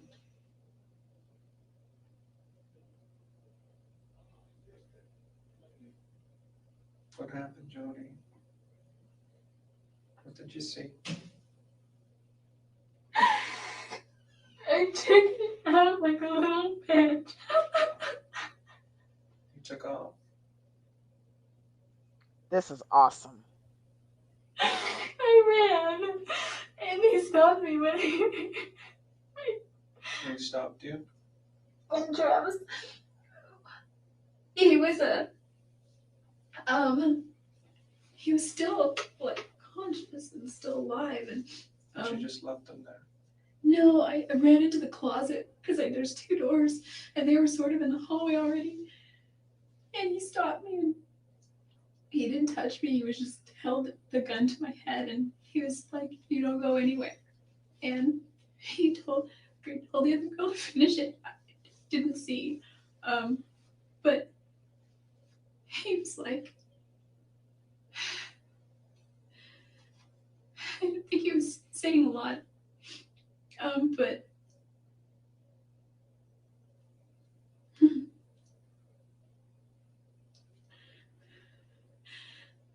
What happened? he told me to stay there and not to move. And where was that? In the closet? No, it was like this. Sorry. Here, I see. This is bedroom. Okay, and then you get the long hallway down to this bathroom. This sink. And you have the closet here. Mhm. And then you have a shower. And then the bathtub right there. And then there's the toilet right there. Okay, this is the sink. Then his bedroom is actually there's a closet door there. Mhm. His bedroom. Yes, exactly. And so his closet is kind of like this. Mhm. So I ran this way because he was walking this way and she was already right here.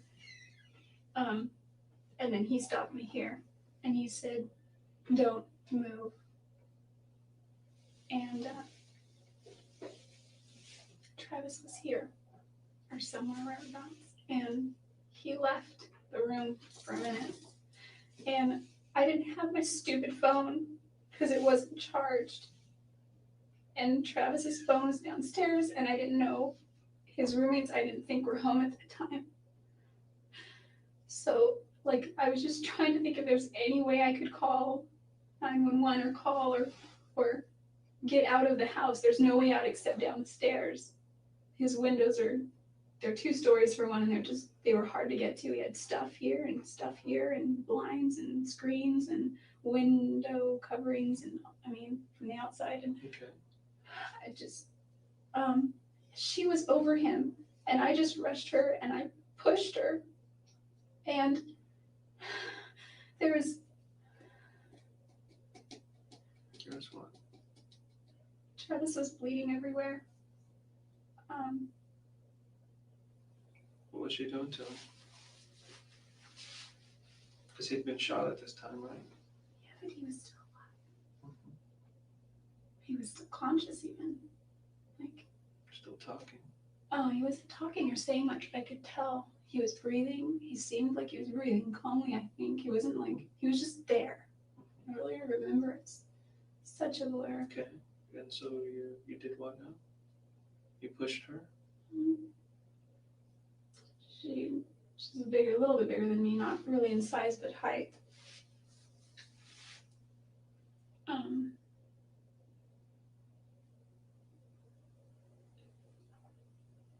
what happened? Oh, it didn't really deter her. Did she have any weapons on her at all? Yeah. What'd she have? I thought she was the one with the gun, but maybe she had the gun, but he had a gun. So maybe there were 2 guns or one gun, I don't know. But she's the one who shot him, though, right? She was the one here, and he was back here at the time when you saw them. I would think so, because, I mean, I don't know. I got hit here somewhere. I don't know. Because when I woke up, he was screaming. And I saw her at this point, like right here, and walking by her back. She must have been walking back this way. And I saw him sort of following. And that's when he's like, finished. And I started running this way, and he stopped me, and then he left the room for a couple of minutes. Why did he leave? Maybe just, I don't know. Okay. So He's what like, happened "Don't after? you What know?" happened after you pushed her? I got Travis, and he wasn't like standing up really. He wasn't really doing much, and I was trying to get him, and she came back. I got him kind of far, like right here. She came back, and he was starting to just get weaker and weaker. And this guy came back in, and she said that they needed to do me too, because it was there, and he's like, no, that's not why we're here. Yeah.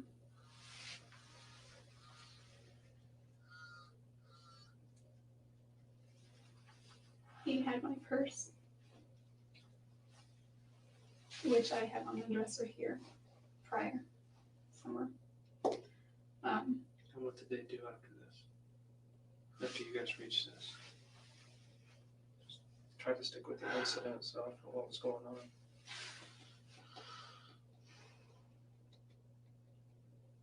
She came after me, and he stopped her, Okay. and she didn't get me. How was she gonna get you? Did she have a weapon? She had a knife.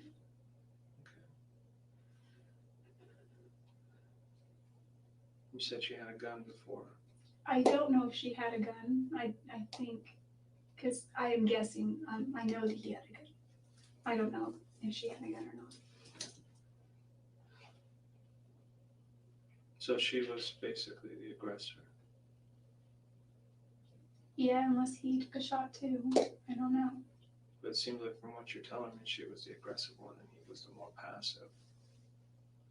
Yeah, I mean, there was definitely aggression as far as, I mean, I don't know what you define aggression by, but like there was definitely a sternness, and I wasn't like just free to walk out of there. Like, hey, it's cool, you know, and it wasn't anything like that. Then what happened? They had an argument back and forth, and she wanted to kill me, and he didn't. Why didn't they kill you?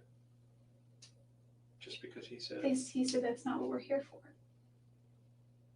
Did they say why they were there? What type of stupidity is that? No. But it was obvious they were there for him. They didn't say why. So it seemed like they knew him, obviously. Yeah, but he didn't seem to know them. I mean, he was a little out of it. Plus, they had masks on anyway. But he didn't express any kind of recognition. I could talk. He was able to say, go get help. And at one point he said, go to my neighbor's house. Go to my neighbor's house. So that if you...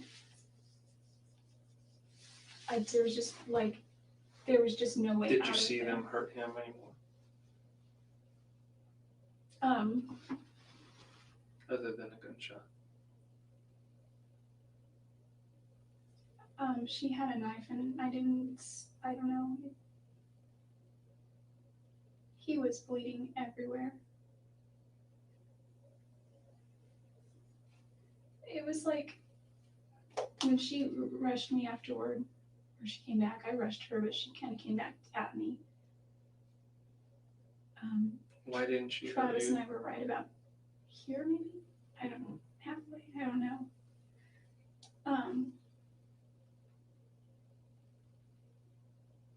And there was a little bit of a struggle with her and I. I was so scared. I'm not a person who fights.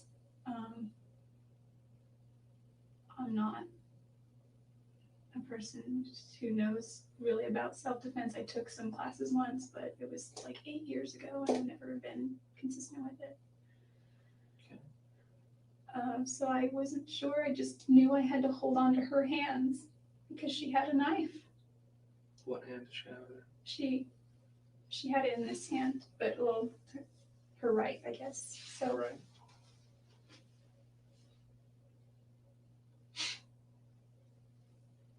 What happened?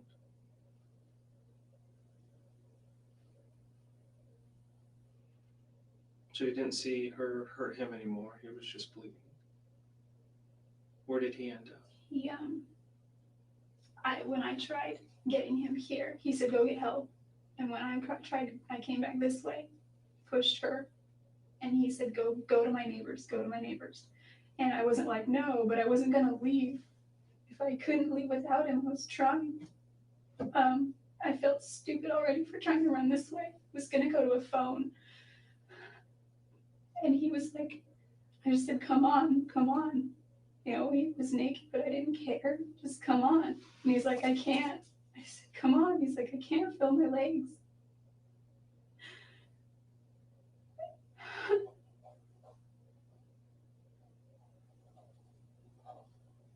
And they wouldn't let me be by him.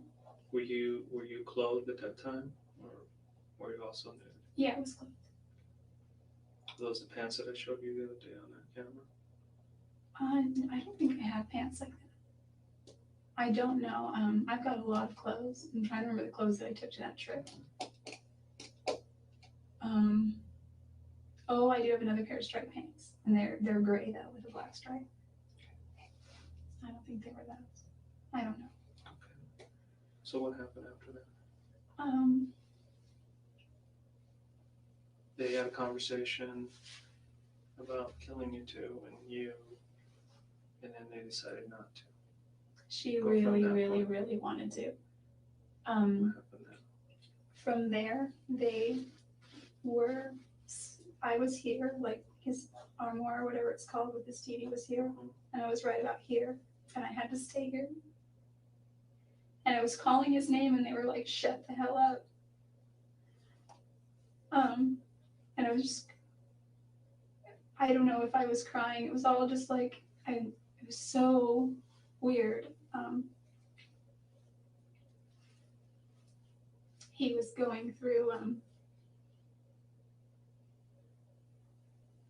my purse, and he pulled out my wallet, and he just took some cash. I had, though, my cash stashed in the jeans I had worn, like a good chunk of it, like $80, stashed in 420s in the back of my jean pockets, which were in my backpack. But I had some cash in here, not all of it, though. Okay. So he took that, and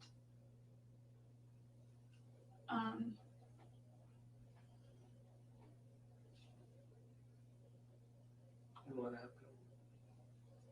he was. What was she doing?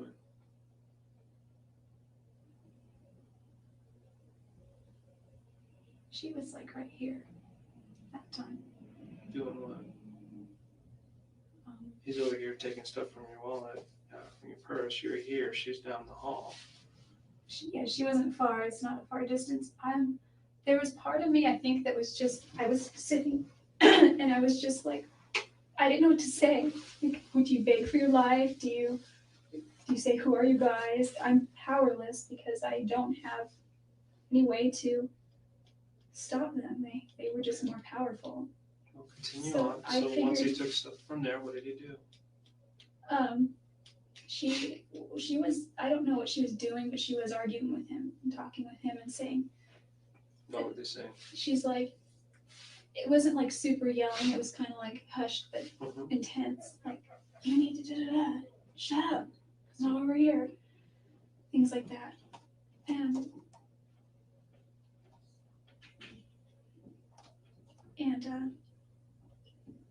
he grabbed my wallet and he was looking through it. He just took the cash, put it in his pocket.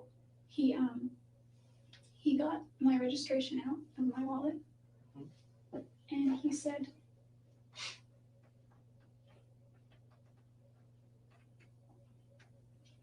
What do you say?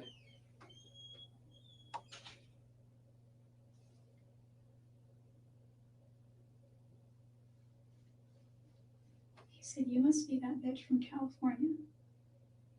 And he was going like this with my registration, and he said,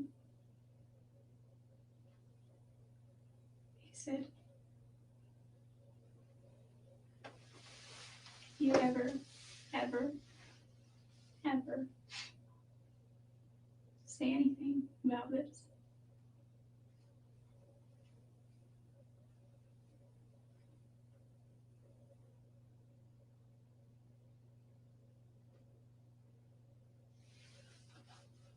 He said they'll do to my family the same way and me.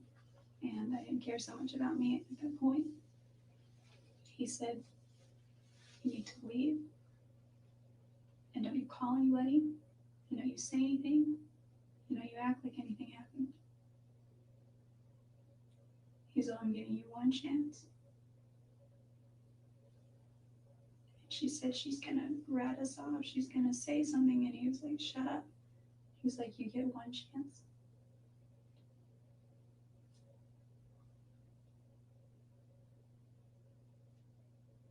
Is that when you left? I said, "Leave now."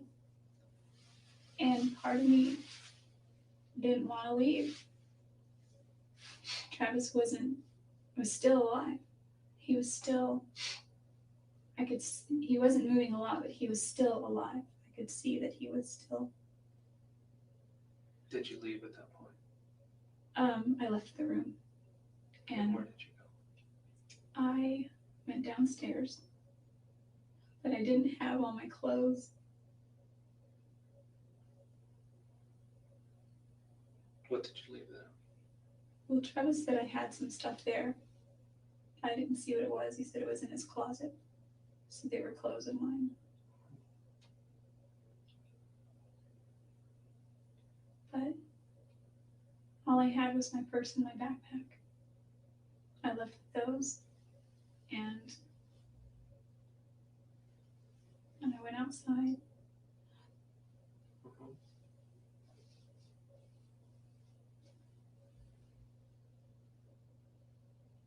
And what'd you do? I wanted to get help. I just wanted to get help. He told me that if I didn't say anything, then I would be, that I wouldn't even live to regret it, but that I would regret it. No idea why they did this to him. You have to know something about it. Trying to think what else was said. Anything that clicked in your mind. Because why would anybody do this to him? He does nothing but help people. Everybody likes him. Doesn't owe people money. Owe people like that anyway. No. He doesn't get involved in things he's not supposed to get involved in. He doesn't do drugs. Doesn't seem like a robbery. No, it doesn't. Burglary. I was wondering if they took my stuff to make it look that way, and he told me to leave. And, Travis usually keeps his cash in his wallet. So you didn't see what happened to him then? I just saw that. Did you get hurt at all? You said you were fighting with her. Yeah. What happened to you?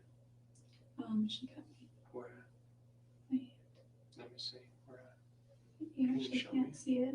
If you look at my finger isn't the same though. me see. Where did it get cut?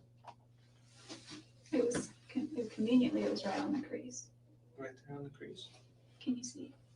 Oh, it's kind of a purpler color, I guess. This one here. Same Right here there. with this. Yeah, right on the crease. Oh, there's a vein on this one, maybe. I don't know. Is this one here? Yeah. So a slice there. Yeah. Just a small one? Or was it pretty deep?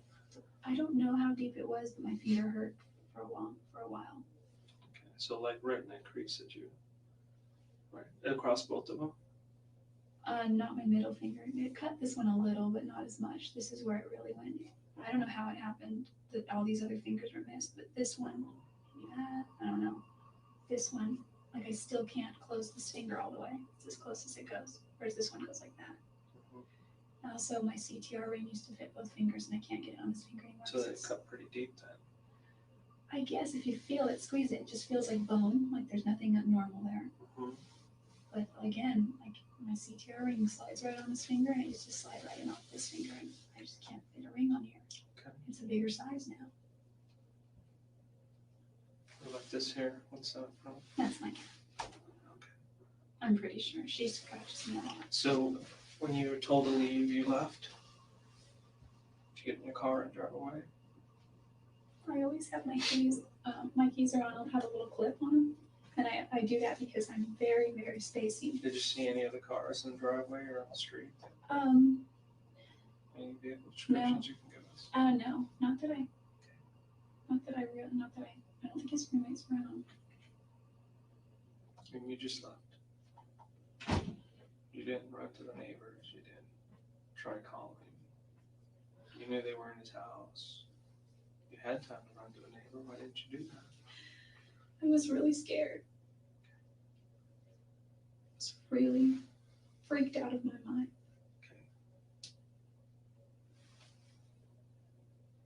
I don't believe you. But I came in here hoping that you would tell me the truth. And this is not the truth, Jodi. This is all I know. Does not make any sense. It does not make any sense. That's all I know.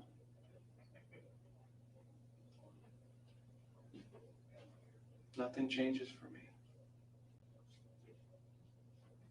I didn't think it would.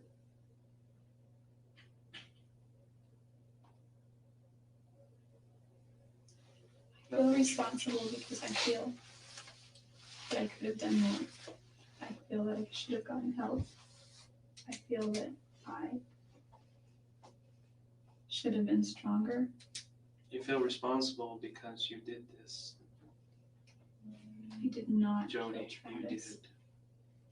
You did. And there's nothing you can say that'll change my mind at this point. This is an elaborate story which does not make any sense.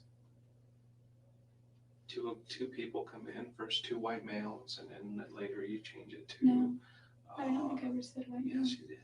When? At the beginning of the story. Oh, it was one. And then you change it, oh no, one's a female. Oh, it was female the whole time. I said I wasn't sure at first, but you could tell by their build. It doesn't Girl, make any sense to me. no sense at all. And there's no reason anybody would go after him. There's nothing in his past, nothing in his, at that time that he was going through that would cause somebody to do that to him. And the fact that they left you alive and let you go, that never happens. Why would anybody do that? Why would somebody risk the chance of getting caught? Just let you run out the front door when they're upstairs in this house, killing somebody. Knowing that you could just run across the street and tell somebody. It doesn't make any sense. Does it make any sense to you? It doesn't, does it? No, they argued about it. It doesn't make sense. I thought for sure I was dead.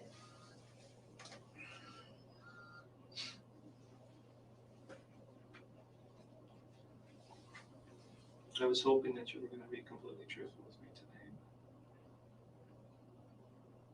Obviously, that's not the case. I know you were there. I know you had some situation go on with him that got out of control. And the cut that you're showing me there, it's pretty obvious how that happened. I've seen that before.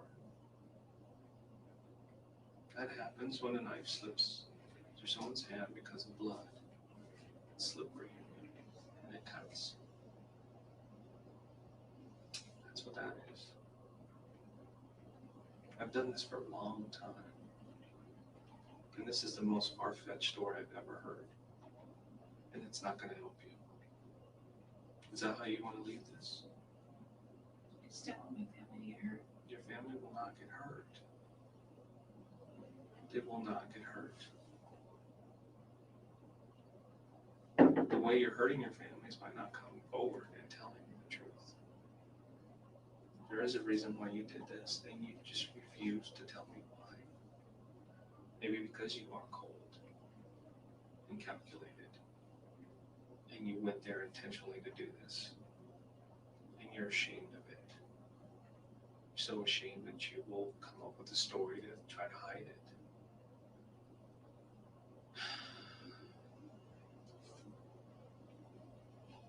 I was there that day, but I didn't take Travis's life.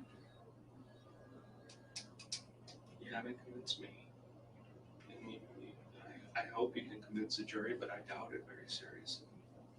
Because there's no evidence of anybody else being there. Nobody.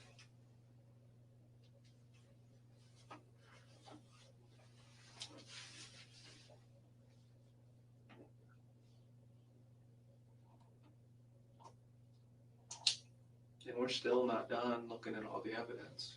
We still have other things to check in the lab and other blood swabs and other things like that. And every time they call me and tell me, hey, we've checked this, points at Jodi. Hey, we've checked that, that points at Jodi. Nothing points at anybody else. Do you want to be truthful with me? If not, we can just end it now. And we'll just leave it the way it is. I know that it's obvious I was there. No, it's obvious that you committed a crime, that you hurt There's Travis. no reason for No, me to hurt him. it's not like that. It's. I know that you did this, and you refuse to tell me why. There's no You reason. refuse to tell me why.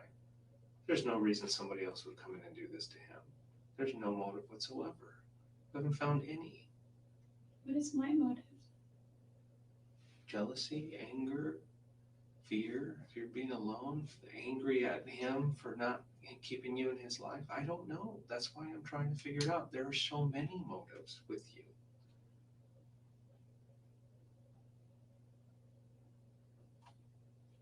Too many.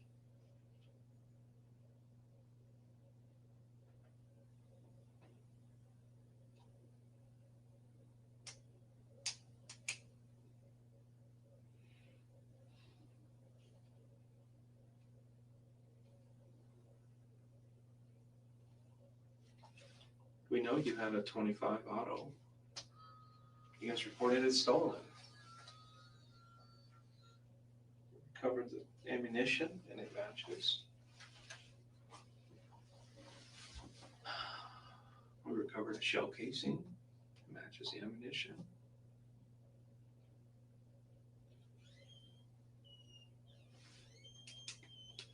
Prints, your blood, your hair, the motive. There's You no were motive. there. I wasn't jealous of anything. I was a little bit envious that he was going to Cancun, but that wasn't the reason. Like, I could go to Cancun. It's not cheap to go to Mexico. I mean, it's not expensive to go to Mexico. You were probably standing above him when he was in the shower. And you shot him in the head. I was kneeling down beside him looking at Jodi. pictures. And then you had a knife. And you stabbed him. Several times. Yes, you did. Jodi.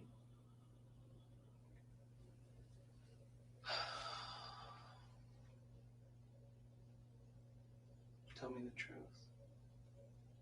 Please. Or if you want, we can stop here. It doesn't matter. You've given me so much already. Why stop? Do you want to? Do you want to continue? Do you want to tell me the truth?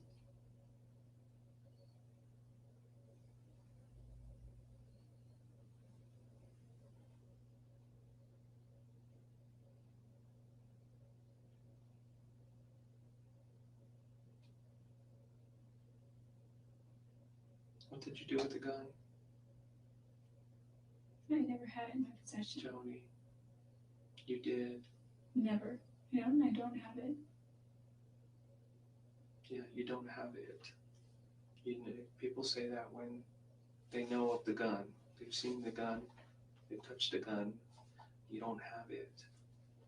I saw the gun. Yeah. But you had it before. You've touched it. You've used it. I know you have.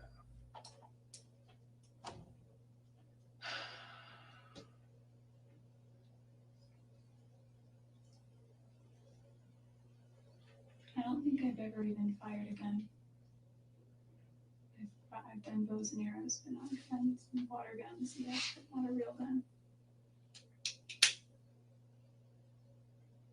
And the gun that I got on Friday was never used. So you're going to continue to tell me that you Girl, did bye.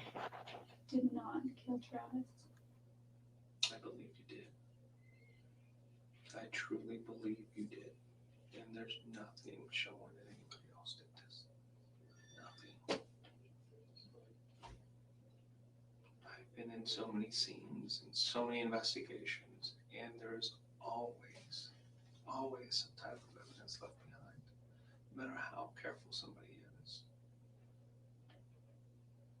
And in this case, there was evidence. Not pointing at anybody else, just you.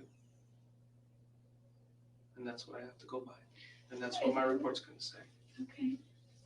If I had planned to hurt him in any way, I'm not the brightest person, but I don't think I could stab him. I think I would have to shoot him continuously until he was dead. Who the who? Oh crap! If I had Who the hell says that? You being accused of murder.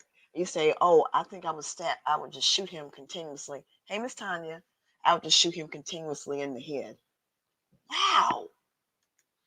Wow! planned to hurt him in any way, I'm not the brightest person, but I don't think I could stab him. I think I would have to shoot him continuously until he was dead, if that were my intention. And again, I bring up the gloves again, but I would have to wear gloves because, I'm not too worried about prints. I guess I'll wear them anyway. Back to the gloves. I would never stab him. If I had it in me anywhere to kill him, the least I could have done was make it humane as possible. Oh, Quick or something. that's nice. That's nice of you to say. It was humane. It was supposed to be. I just mean, I know what you like, he was still alive. mean. Yes, he was. He was alive for a while. And I knew that he'd been shot first and he was still alive and possibly tried to get away, maybe even tried to fight back. I think he was in shock. I just remember waking up and But you didn't see him fight back or anything, did you? He just kind of collapsed there and no, he was here. Outside of the shower. and then you pulled him this way and you tried to get away with him, but then he couldn't go any further. He said he couldn't move. Yeah. He said he couldn't feel And his that's the legs. last place you saw him. You said that he stopped and kind of collapsed right there. She No. was standing there, he was over here, and it just doesn't make any sense. He was still able to move. He was all, I guess he was all conscious up here sort of still.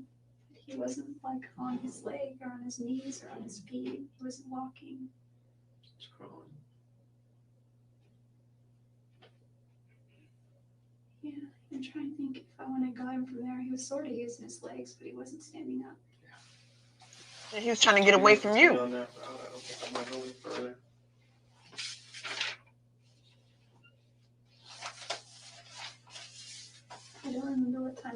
but I gave you an opportunity. This was your only opportunity. Okay, and you gave me the information that you were there, but I knew you were there. And then you throw some story in that is not plausible. It just doesn't make any sense with the evidence that was there at the house. It doesn't make any evidence at all, or any sense at all. That evidence tells a story. And nowhere in that evidence does that story that you told me match. It doesn't match. Is that how you want to leave it? That's why you need those pictures. You want to start here, and that's how you want to leave it. I know that I didn't take Travis's life. And I know Well, that I you know don't. you did. Look, I know you don't believe me. I don't believe As long as I am here, someone else is happy. And it's not them. you. So you're just going to let these two people get away with it? There's not even any way to identify them. Because they don't exist. One was male, one was female. They were taller than me. Not by a whole lot.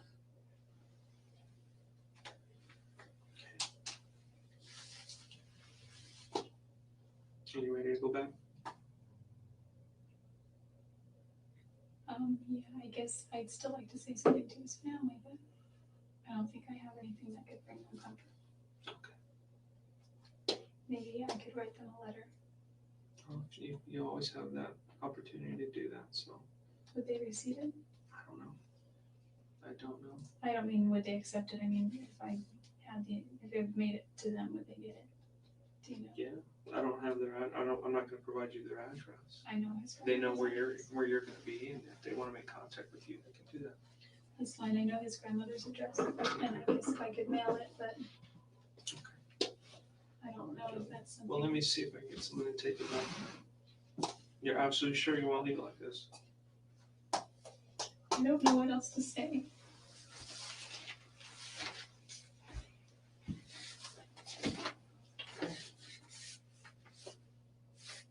That's it then. Okay, the next time I see you will probably be in Phoenix. Is that cool? I have a choice. Well, you're going there regardless, so it doesn't matter. But I was hoping that we could resolve this here. And it's obvious by what you're telling me, you don't want to resolve this here. I just can't. Well, at the beginning, you told me that you couldn't tell me because you couldn't tell me who they were because you didn't want your family to get hurt.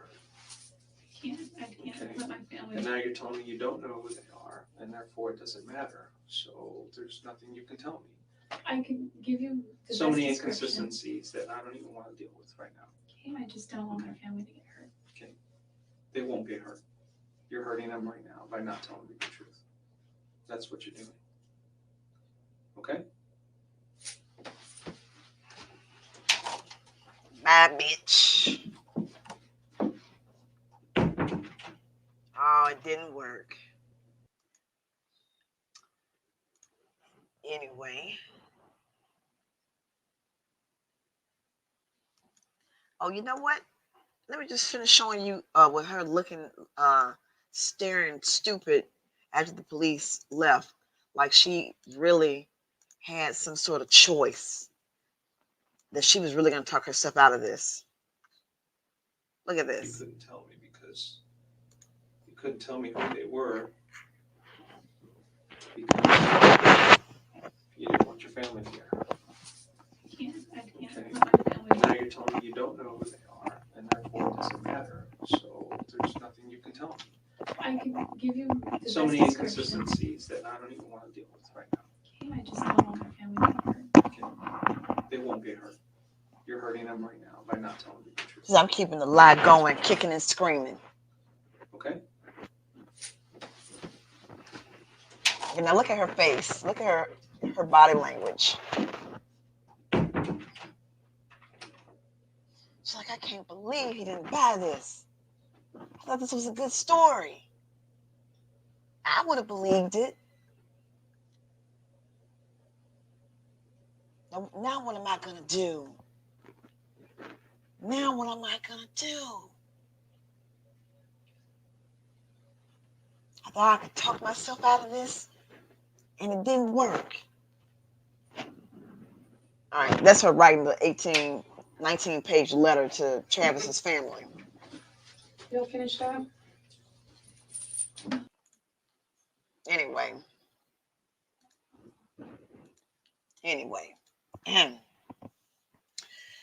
Okay, I didn't want this to be so long because, I only wanted to do like an hour per video because it's just overwhelming.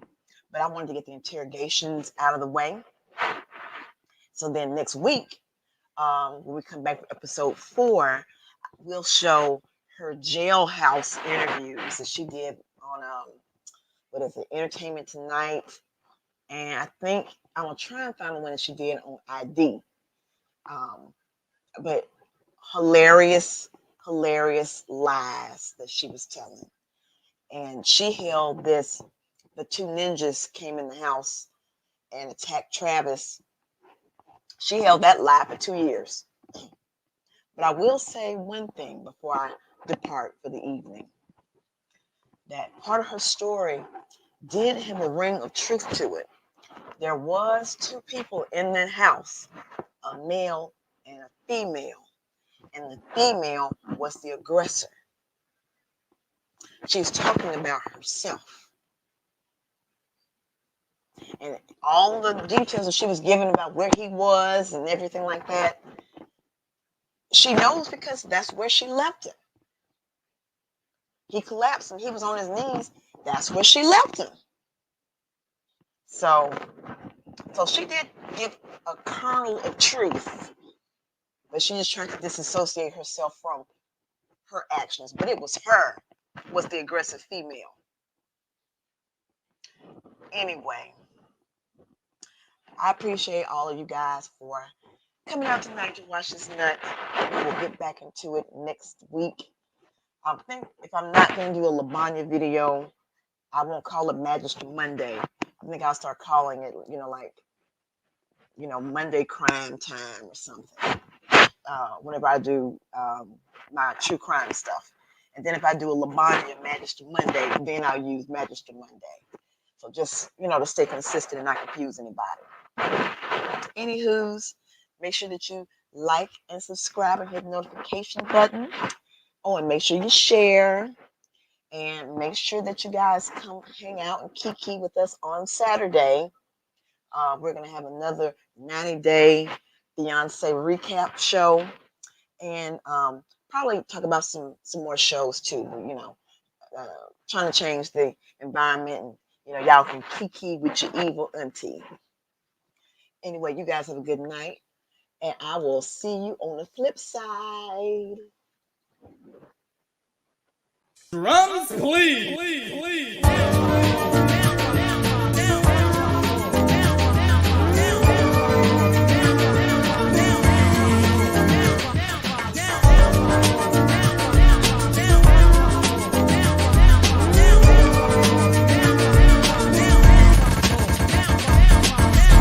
Ladies and gentlemen, we have had a great time tonight.